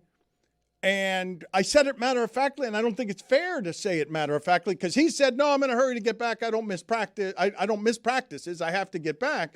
And I just thought that at this point in his life, all of that wouldn't be worth the amount of inconvenience, no matter how much of your identity you get from being football guy. People have questioned Deion's commitment to wherever he is because wherever he's coaching, people always talk about him at the next level. Even last year when he was having success, like Jerry Jones, would he possibly bring him in? I think because of all the reasons you just outlined, people should stop doing that. He has bought a lot with what he's overcome to come back, and it's not easy. He's got Kaden Salter now. He doesn't have Shedeur Sanders. He doesn't have a Heisman Trophy two-way player right now. He is going through the hard stuff.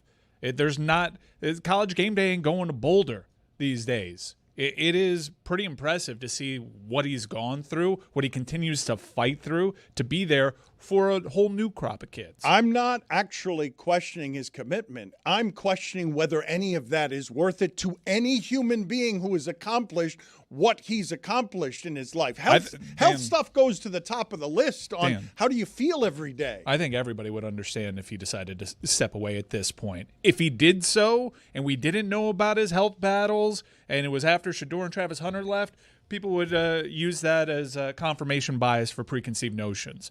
But I think he has bought so much in the last few months with things that have been made public that I think everybody would concede you can do whatever you want here. Once he's volunteering physical pain during games in the press conference because of blood clots and has already had 2 toes amputated and was a symbol for athletic virility at one point, youth, to me, I wouldn't think that all of that is worth it if every physical step is painful. But let's bring in Dave Dameshek. I've told you already and told you before, Football America is a very good podcast, smart podcast, funny, clever, quirky. Your thoughts are what here? I didn't mean for it, and I don't mean for any of it to sound like criticism of his commitment. I'm just looking at it from afar and saying all of that seems not worth it, given that's as high as that's all going to climb. Like, I don't believe there's a next job for him that is higher than that job, and so why do it? But what are your thoughts here, David, as we welcome you in? Oh, listen, if I'm on a big heater at the 21 table, I am wise enough to pick up my chips and walk away at some point. Yeah, I hear what you're saying about Deion, one of the most charismatic figures in football over the last quarter century, 40 years. But then that informs Shedeur in Cleveland. And I think that is the paradox of Deion is beloved by even in a way that I don't think very many other football luminaries are. He's beloved by today's players. Like 24-year-old cats love Deion Sanders and know the lore of him in a way that they don't know about Jerry Rice or Jim Kelly or guys like that.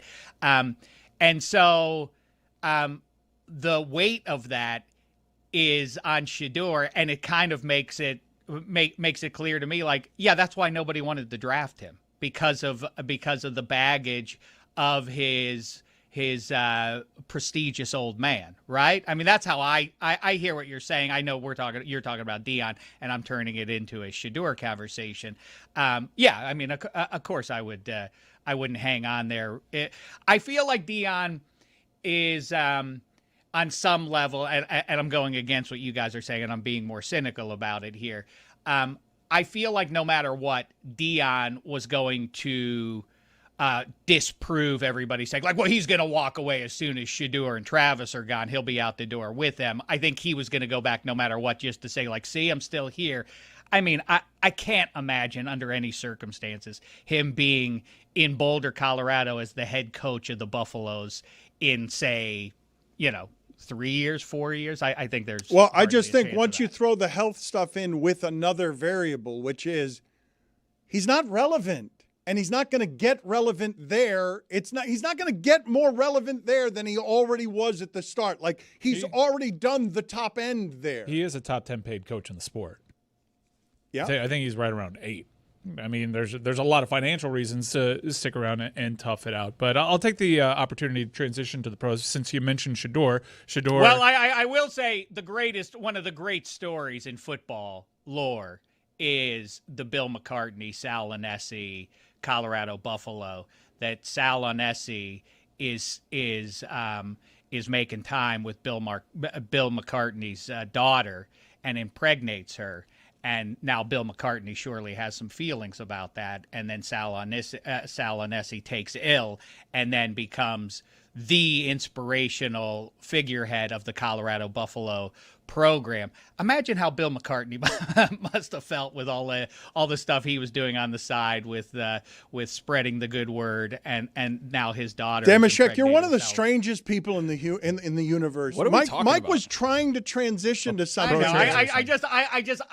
It's one of the funniest stories there is. I'm sad. But obviously. no, but now Tony just told a good one. You've got to explain it to Tony now, because you used the phrase "making time with Bill McCartney's daughter," and he doesn't know what he doesn't know what you're talking about. Between the sheets in the No, bed. I get that. No, we got that part. I don't know the They players. banged. I don't know the characters They who we're banged. talking about. We got that part, but we don't know the players. Anyways, we do know Shedeur Sanders, Let's move on. who reportedly told the Baltimore Ravens he didn't want to go there, which is funny because that would have been his quickest pathway to possibly playing. But the Baltimore Ravens are a 7.5-point dog. I read earlier today that 60% of the AFC Offensive Players of the Week played the Baltimore Ravens in that week that they won the award. So, Dave, a lot of people have yet to write this team off, but if they do indeed miss the playoffs this season, that's it. That's the window closing, no? It all starts with the Baltimore Ravens, this era with Lamar and all of that, and a fascinating discussion to be had is, does Lamar at this stage in his career need to sort of look at Michael Jordan and Kobe Bryant and the mid-career adjustments they made fundamentally in the way they played the game? this Lamar Jackson with the string of injuries now. Like, I mean, you know, that it's not like, I got dinged up. I mean, this is, you know, a plague now through his MVP, you know, laden career. I mean, he still keeps having to sit down for long stretches here. The John Harbaugh element of it is here's the amnesia everybody has about this. They had to sign Joe Flacco after he wins the Super Bowl, so they're saddled with that luxury tax of having to keep the guy who won them the Super Bowl. But then it hamstrings them for the next several years, and they get Lamar Jackson at the back end of the draft after the Jacksonville Jaguars take the great Taven Bryan instead of taking Lamar Jackson. And midway through Lamar Jackson's rookie season, they're scuffling along. They're under 500. And the Ravens and John Harbaugh agree, that's it. We're going to part ways. And there are public announcements about this. Like, we great run. We're just going to move on from Coach Harbaugh after this year. We you know, all that kind of stuff. And then Joe Flacco gets hurt. And they have to put Lamar Jackson in, and they take off. And now all of a sudden, John Harbaugh's gotten another, however many years it's been, of like, what a brilliant savvy. Look how nimble he is. He adjusted. He went from Flacco to Lamar Jackson and didn't skip a beat. He just got jammed into having to put Lamar Jackson in there. So, yes, long story short, Mike Ryan, I do think that this is probably the point to take the off-ramp with John Harbaugh, as good as he is and as quickly as he'll get scooped up by another pro football team. Yeah, I think that this is where you have to pull the plug, because we can talk about here's where Nick Wright and I park our cars in the same garage on this show and otherwise. It does matter what you do in January, and they don't do anything in January, even though they have the guy who's won multiple MVPs at QB. Yes, this would be the place to move on and reassess things. I can't believe what he's saying here. Like, It feels like the window's closing but here, it's man. it's 5 games. They're 7.5-point dog at home because $160 million of their $280 million salaries are hurt. But it's not getting any better next season if they miss a playoff. You're not parked in their garage? Can I throw an idea out there? Baltimore Ravens call the Pittsburgh Steelers, and they say, you know what? We want to propose a trade. John Harbaugh for Mike Tomlin. Whoa. Do you do it? I'm not interested in that because Wow. that doesn't address what the Steelers' problem is. But yeah, that's kind of a fun comp. I mean, who is perceived to be the better coach at this point? I'm hardly objective on the Well, but subject. what are we doing in general, okay? Because he's not wrong about Harbaugh and what happened with Lamar Jackson, but we can do this to anybody. Belichick didn't want to play Brady. Like, Bledsoe's lungs filled with blood, and then he had to play Brady. And then I don't think that's true, though, Dan. I think that in fact, I've talked to guys who were in that locker room, and the only guy, even after, in the AFC title game, Tom Brady is in there, starts the game in Heinz Field after the Tuck rule and all of that, survives that. He starts the game in Pittsburgh. They're, I think, 9.5 or 10-point dogs or whatever they were. I was in the stadium that day. Oh, my God, he knows. He happens to know. Come, everyone. Come and listen. Happens to know. He happens to know. Well informed. It was 14-3 at the half. You know, it was a shocker for the Patriots. You know, this who in the hell are they? They got the Michigan Wolverines backup quarterback playing against us, and we're losing 14-3 at the half. And this was at the start of when they had halftime performances. I don't know if you've heard about the big announcement about Bad Bunny getting a lot of heat. But anyway, this was at the dawn of this era where they jammed in pop stars into halftimes of big football games. And Sheryl Crow hits the stage at Heinz Field. The locals are besides we're beside ourselves. And Sheryl Crow steps up on the stage and is like, "How you doing, Pittsburgh? All I want to do." Everybody boo. Everybody booed. It was a terrible day. Anyway, after they survive that game, Brady gets hurt, and Bledsoe has to come in during that game, throws a touchdown pass. The Patriots beat the Steelers that day.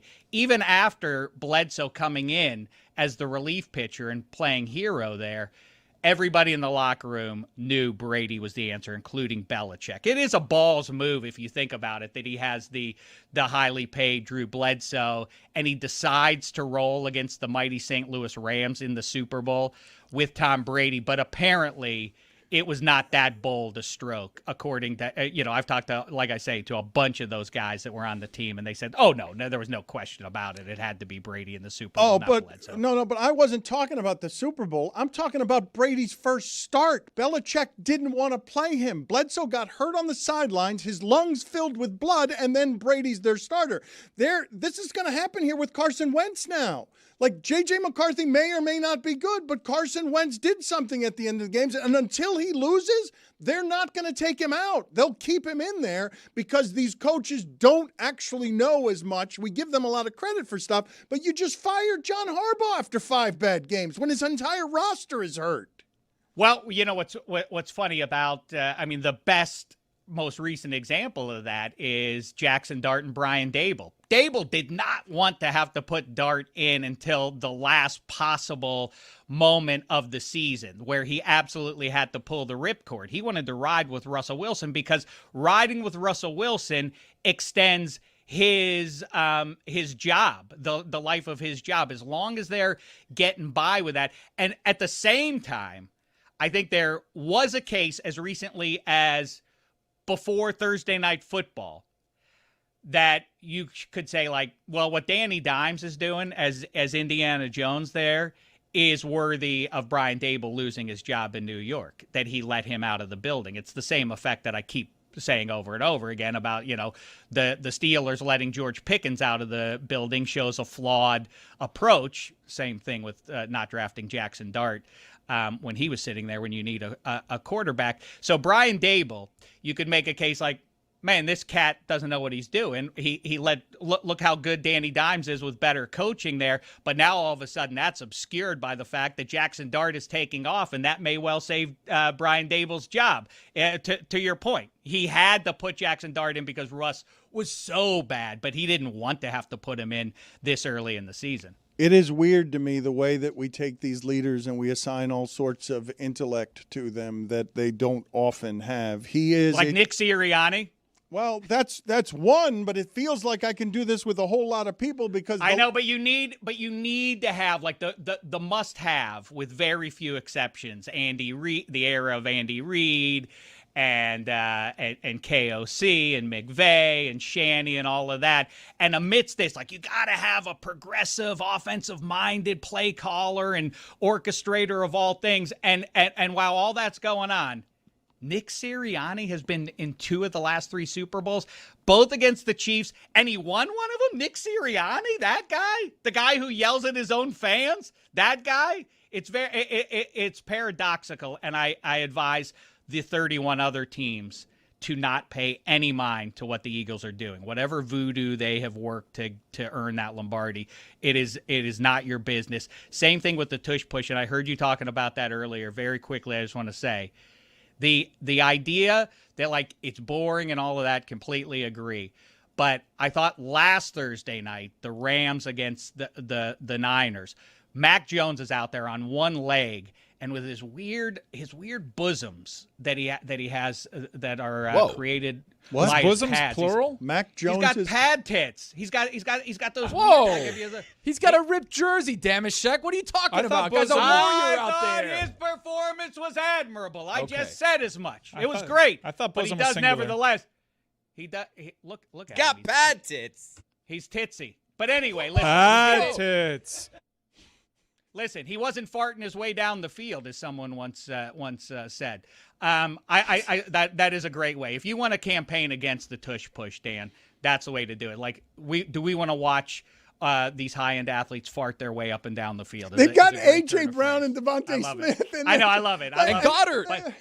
But listen, Mac Jones, he's on. They can be nihilistic with him. He's the backup QB, but still, in the big spot, they said, hey, Mac, we need you to tush push it here. And so he did, and they got the first down in that spot.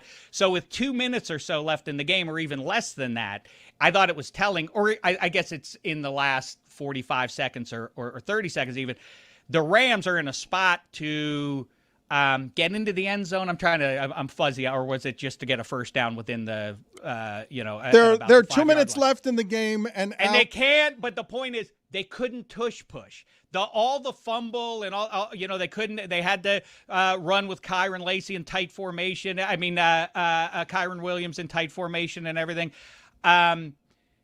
They couldn't use Matthew Stafford because of his bad back to tush push. And so that's a competitive disadvantage that the Rams now have that we need to pay attention to through these playoffs. And so therefore, I think you kind of have to keep the tush push, at least for this season, but it's all a moot point because after this season is over, they are going to get rid of it no matter how much anybody likes it in Philly or otherwise. David, it's now week 6. Is this an acceptable time to have Baker Mayfield as my MVP leader?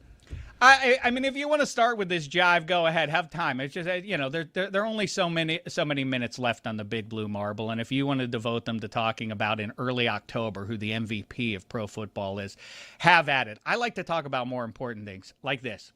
My son, my 11-year-old boy, came to me the other day out of the blue. Just, there wasn't like it was a part of a ongoing discussion.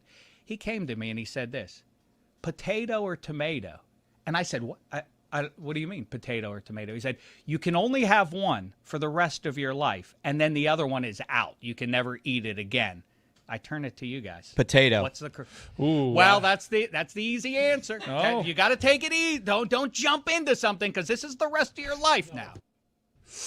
You're eliminating tomatoes as pasta. an ingredient on everything. Get Alfredo pasta. No, bye potato. Hello tomato. You'll never have French fries again? Are you insane? Or chips? You can't have ketchup.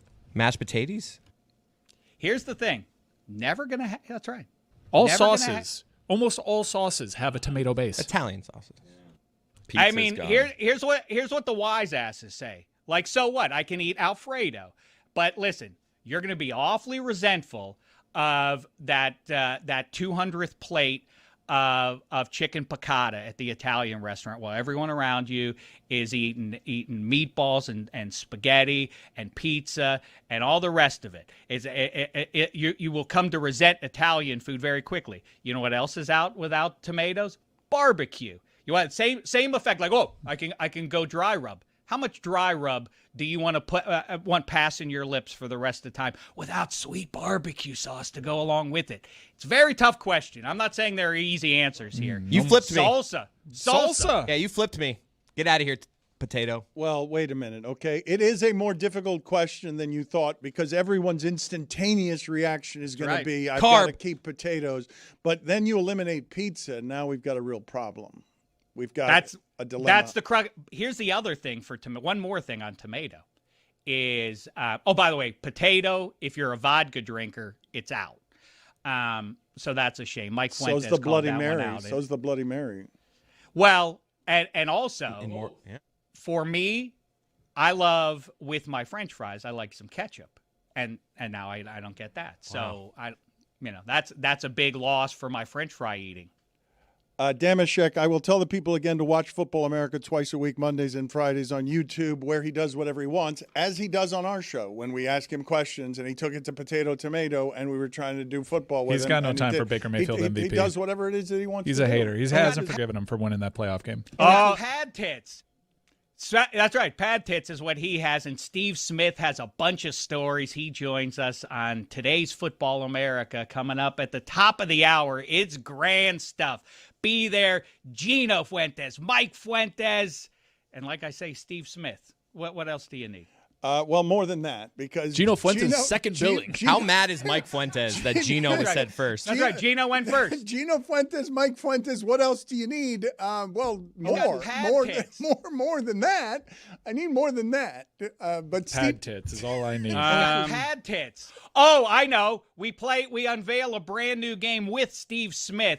Two of the stoniest philosophers of our society right now are, of course, Matthew McConaughey and Mike McDaniel. So we put Steve Smith to the test. We play McC or McD. I give him quotes, and he has to determine which stony philosopher issued them. We know where Jeremy stands. See you later, Damashek. Again, I will tell the people, Football America, it is fun, it is unusual, it is smart as well, and you will enjoy it. Thank you, Damashek, for being on with us. One of the things that he mentioned from that Rams game, because I thought he was talking about something else. I thought he was talking about the last 2 minutes of the game. Yes, the Rams lost that game because on 4th and short with the lead late, they couldn't keep the ball because they couldn't convert on a 4th and short. But late in that game, Al Michaels and Kirk Herbstreit said because there were 2 minutes left in the game and the Rams were in position to win it and Stafford had the football, he said there's no one you want more in this situation. There's no one you want more having the football in this situation than Matthew Stafford. And I think he's probably right, isn't he? Like, for all the conversations that we had all along the path of, is Matthew Stafford worthy of being the highest paid quarterback in football? He was for one time, so was Carson Wentz. As a value trait, the one that Mahomes and Brady have is that late in the game, everyone knew, including the other team, you don't want him to have the football. That's where we are with Stafford, right? We're approaching there with Mayfield. I'm still expecting, as Mike makes Mayfield MVP in week 6, I'm still expecting the game when Mayfield throws the interception late, because that is he's a reckless quarterback. It happened against Philadelphia. He had another opportunity down the line, but with Baker, big champion for a healthy amount of interceptions. I mean, because he goes for throws that no one else can make. But when I'm talking about trust late in games, I no longer expect Matthew Stafford to throw the late interception. I did when he was in Detroit. He's not a different quarterback. Baker Mayfield spoke to this week, okay? Because he says, I used to be immature. I used to be reckless. I haven't changed. I'm still the same person. But now that we're winning and I'm at the top of the standings and we've won the division 4 straight times, now the perception of me has changed. I'm going to keep slinging it fearlessly, and sometimes I'm going to throw interceptions. I told you guys that I try and not get too high, not get too low, which is something that I was not doing early on in my career. But, early on in my career, it's looked as cocky, immature. Now it's moxie. He's a dog. So it's same, different day. Just as long as you play well, they change the narrative. But you just got to be yourself, and I've always been like that. I was going to say, have you changed that much? I mean, everybody has a natural growth, and we're not meant to stay stagnant. But you still seem, at the core, the same person. Yeah, at the core, definitely the same. But matured in different ways, not worried about little things that really don't matter. Now, you put it in the landscape of a competitive football game and that atmosphere, that'll never change. Can you guys just freeze that right there? Just freeze the end of that. And I want you to look in both stature and body language. That does not look like an NFL quarterback. In stature and body language, just how he's sitting there, that is not the quarterback to be most feared in the league at any time in my lifetime, except for perhaps before I was born, when Sonny Jurgensen was a quarterback of small stature. Like, physically, look at the way that he doesn't even fit in that shirt. He does not look like the guy who's leading you as the greatest of the Warriors. It's an oversized shirt. Look at him. Just look at his body language. You're used to the quarterback filling the screen. I don't mean this as any disparagement of it, because the balls are not on the screen, and if they were, he would then have the stature of an NFL quarterback. I love that he could have very easily played into whatever narrative you want the NFL media. It would further endear yourself to the media. This guy learned how to mature. This is the story. No, you guys had it wrong. I was this kind of dog the entire time. I went into Pittsburgh with the Cleveland Browns as a number 1 undersized draft pick, and I won a playoff game. I tried to play hurt. They got rid of me. They had me as DN scout team on Carolina. You had it wrong. I haven't changed. It's almost like the RG3 thing where it's like all these great coaches, like, they didn't know how to coach me. Yeah. That's basically what we're looking at. Only in this instance, RG3 was right. Whereas RG3 is kind of a joke because he's like going at like Sean McVay and Kyle Shanahan. Like, all right, buddy. Right. These are like the greatest coaches. But you look at of the Stefanski, era. and it's like Stefanski's a good coach, and it's like didn't know how to use him. Really. Botched it. But I will say, from talking to people that were really plugged in, maybe that had to happen to Baker in Cleveland. Like, the locker room had turned against him. It was like a Miles Baker thing. And they went with Miles. That feels like I happen to know. That feels like He happens to know? Talking to people. Great Scott, he happens to know. He happens to know. Gather everyone. Get the children. He happens to know. So wise. They did a bad job of mending those fences. Baker probably shouldn't have played through that injury, and everything was made worse by both his performance and the relationships that he had in that locker room were made worse by him trying to be out there for his team, which is something that has remained consistent throughout his career up until this day, where he puts out a social media posting, him standing in front of his teammates, not a solo photo, him in front of his teammates in that tunnel as he's getting heckled, and said all sorts of foul things in his direction, name the place, name the time. Speaking of football, we have a guest in the wings here who is going to give you something that you really want right now. Matthew Berry. Matthew Berry. Matthew Berry. Matthew Berry. He's really got to like that as intro. It's strong. Anybody would want to be introduced that way, even if their name weren't Matthew Berry. He's here to give us very It'd be odd for someone else. It would be, but I'd like it if it was my introduction. I have to be honest. If I had that music, I would like it, even though my name is clearly not Matthew Berry.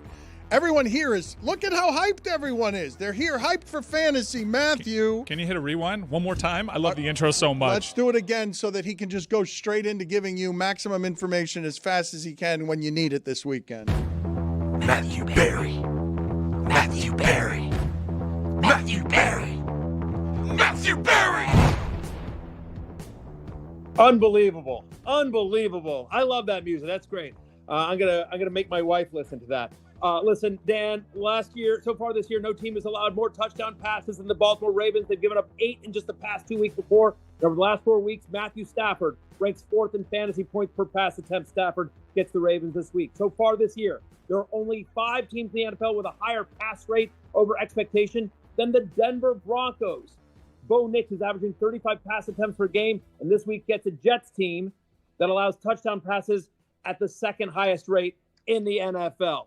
So far this year, the San Francisco 49ers are allowing the 5th most receptions to opposing running backs. This week, they have to face Rachaad White, a good pass-catching running back who on the year last week had a 12.5% target share. He also had 75% of the Buccaneers' total team touches. I saw you talk about Baker Mayfield. Baker and White will be busy on Sunday against the Niners, who have allowed, by the way, 120 yards to scrimmage to an opposing running back 3 of the last 5 games. Rachaad White about to go off. Over the last 3 weeks, only Chris McCaffrey and Josh Jacobs are averaging more touches per game than Quinshon Judkins, who plays for Baker's former team, the Browns. And it's worth noting that no team allows more rushing yards per game or higher yards per carry to opposing running backs than the Chicago Bears. I bring that up because last week we saw the emergence of Bill Krosky Merritt Jacory, as some people call him, 6.6 yards per carry, highest in the NFL for a running back. Every single game this year, Teterow McMillan of the Carolina Panthers has gotten at least 8 targets. Wide receivers that have seen at least 7 targets against the Cowboys this year are averaging 26 fantasy points per game, and every single one of them scored at least 15. A Tet breakout game is coming, and it's coming this Sunday. By the way, over the last 2 weeks, Stephon Diggs is the 10th best wide receiver in fantasy football. He's had back-to-back games with a 40% target share. He's the 10th best fantasy wide receiver without a touchdown. Every week this year, but one Cortland Sutton has finished as a top 16 wide receiver.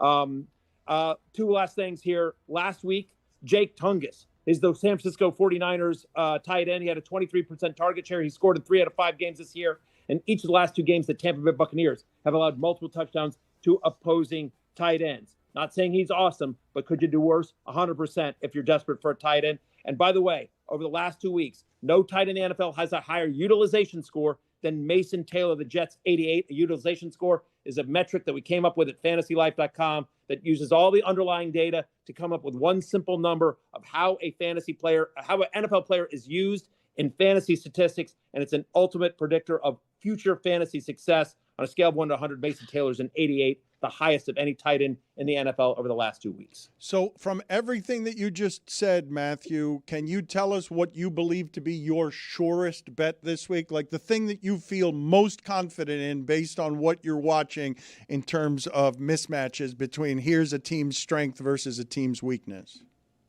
Yeah, it's a little dangerous because I'm banking on Bryce Young, who has struggled so far this year, but I'm a huge believer in Teterow McMillan's ability, his usage, and it's an unbelievable matchup with the Cowboys. So I am all in on Tetairoa McMillan, and I do believe a big breakout game is coming, and I feel like it's going to be this weekend against the Cowboys. Rashad White, as well as we talked about the Buccaneers running back, just the workload he's going to get and how much the 49ers struggle against pass-catching running back. So those would be my two biggest ones of all the ones I just told you, Dan.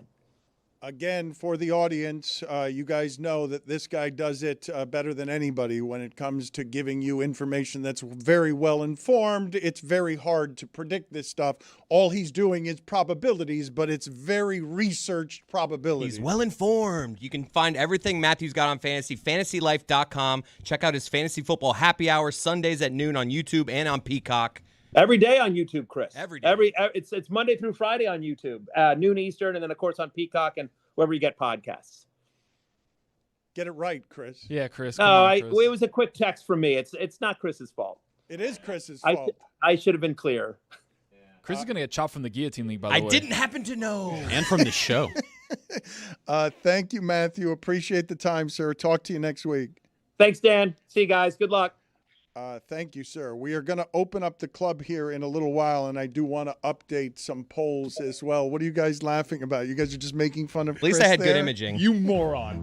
Matthew Berry. Yeah, it's really good. That does save you a little bit. It is good. We have to fade it down so he doesn't sound like he's underwater. We're in a fantasy league with Matthew Berry, Dan, and things are heating up in our fantasy league. What's happening? Are you guys beating him? No. Well, I mean, there's basically like 6 of the 12 teams are active, basically, and we're getting to the point. It's a guillotine league, so every week the person with the lowest score that week gets eliminated from the league, and then all their players become available. So we're getting to the point where now the sharks are starting to bite here, and we're getting down to the point where the only people that are actually competing are going to be left soon, and we're going to see who's who. But you only have $1,000 that you can bid on each player, and they're blind bids for the entire season. Dan's spending a lot of money. Yeah, you're in the league, Dan. I don't know if you're aware. The team that you are on has $8 left, and we're about 5 weeks into the season, so a bit of mismanagement of the funds so far because you have to kind of plan for the full season here. Now, that makes things interesting because then you figure out, like, do I have to bid this amount or do I only bid enough so that this person who needs this position can't get this player, which is where we're at. He said he's high on Mason Taylor. We knew that from Matthew Berry because he spent $26 on Mason Taylor this week when, if you're kind of paying attention to our league, probably could have got him for 3 or even a waiver claim potentially. Exactly. Yeah. Don't hold it against Matthew that we that stink. he has more information. Matthew's somewhat at a disadvantage in our league because he actually knows what he's doing, and it's not a bunch of idiots who are getting players for $1 to $3 or $350. Mike Fuentes picked up Malik Neighbors 2 weeks ago for $250. The next week he tears his ACL and he's gone. This league is honestly awesome. Like, I wish every fantasy By the way, league was Mike like Ryan this. is about to get chopped. And it's guillotineleague.com.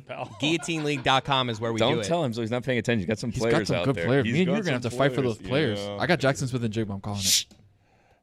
Gino Fuentes, star of Football America, is the one who's spending prodigiously on my fantasy team in a way that is reckless. He has and $8 left? Unwise. $8. That means I have $8 Out of left. 1,000. Oh, I know. I'm just listening to this. I'm enjoying this. He was there the whole time. He's been lurking. I just enjoyed this. This is great listening. Oh no, I didn't now he realize I knows. overbid for Mason Taylor. I'm in a 20 league, so I'm just like, what's he worth? I grab it, so there you go. So I was curious about that because we were talking Matthew off air about it. We're like, poor Matthew, like he actually knows what these players are worth. So he's going in there. He's like, man, this person's worth $97. Like this idiot league, we could have had him for like $4. Yeah, I'm playing it legitimately, like it's a straight up league. Moron that I am. So are we. We're playing it straight too. Yeah, there's no logic to this league, but it is. But at least I practice what I preach. As I'm sitting here, touting Mason Taylor. At least I'm putting my money where. And Tech where McMillan too. Why are you still here listening to us talking about? We're talking how about his league. Shitty our fantasy league is. No, it's Matthew awesome. Berry. I'm so thrilled that you guys are playing guillotine league. Matthew Berry.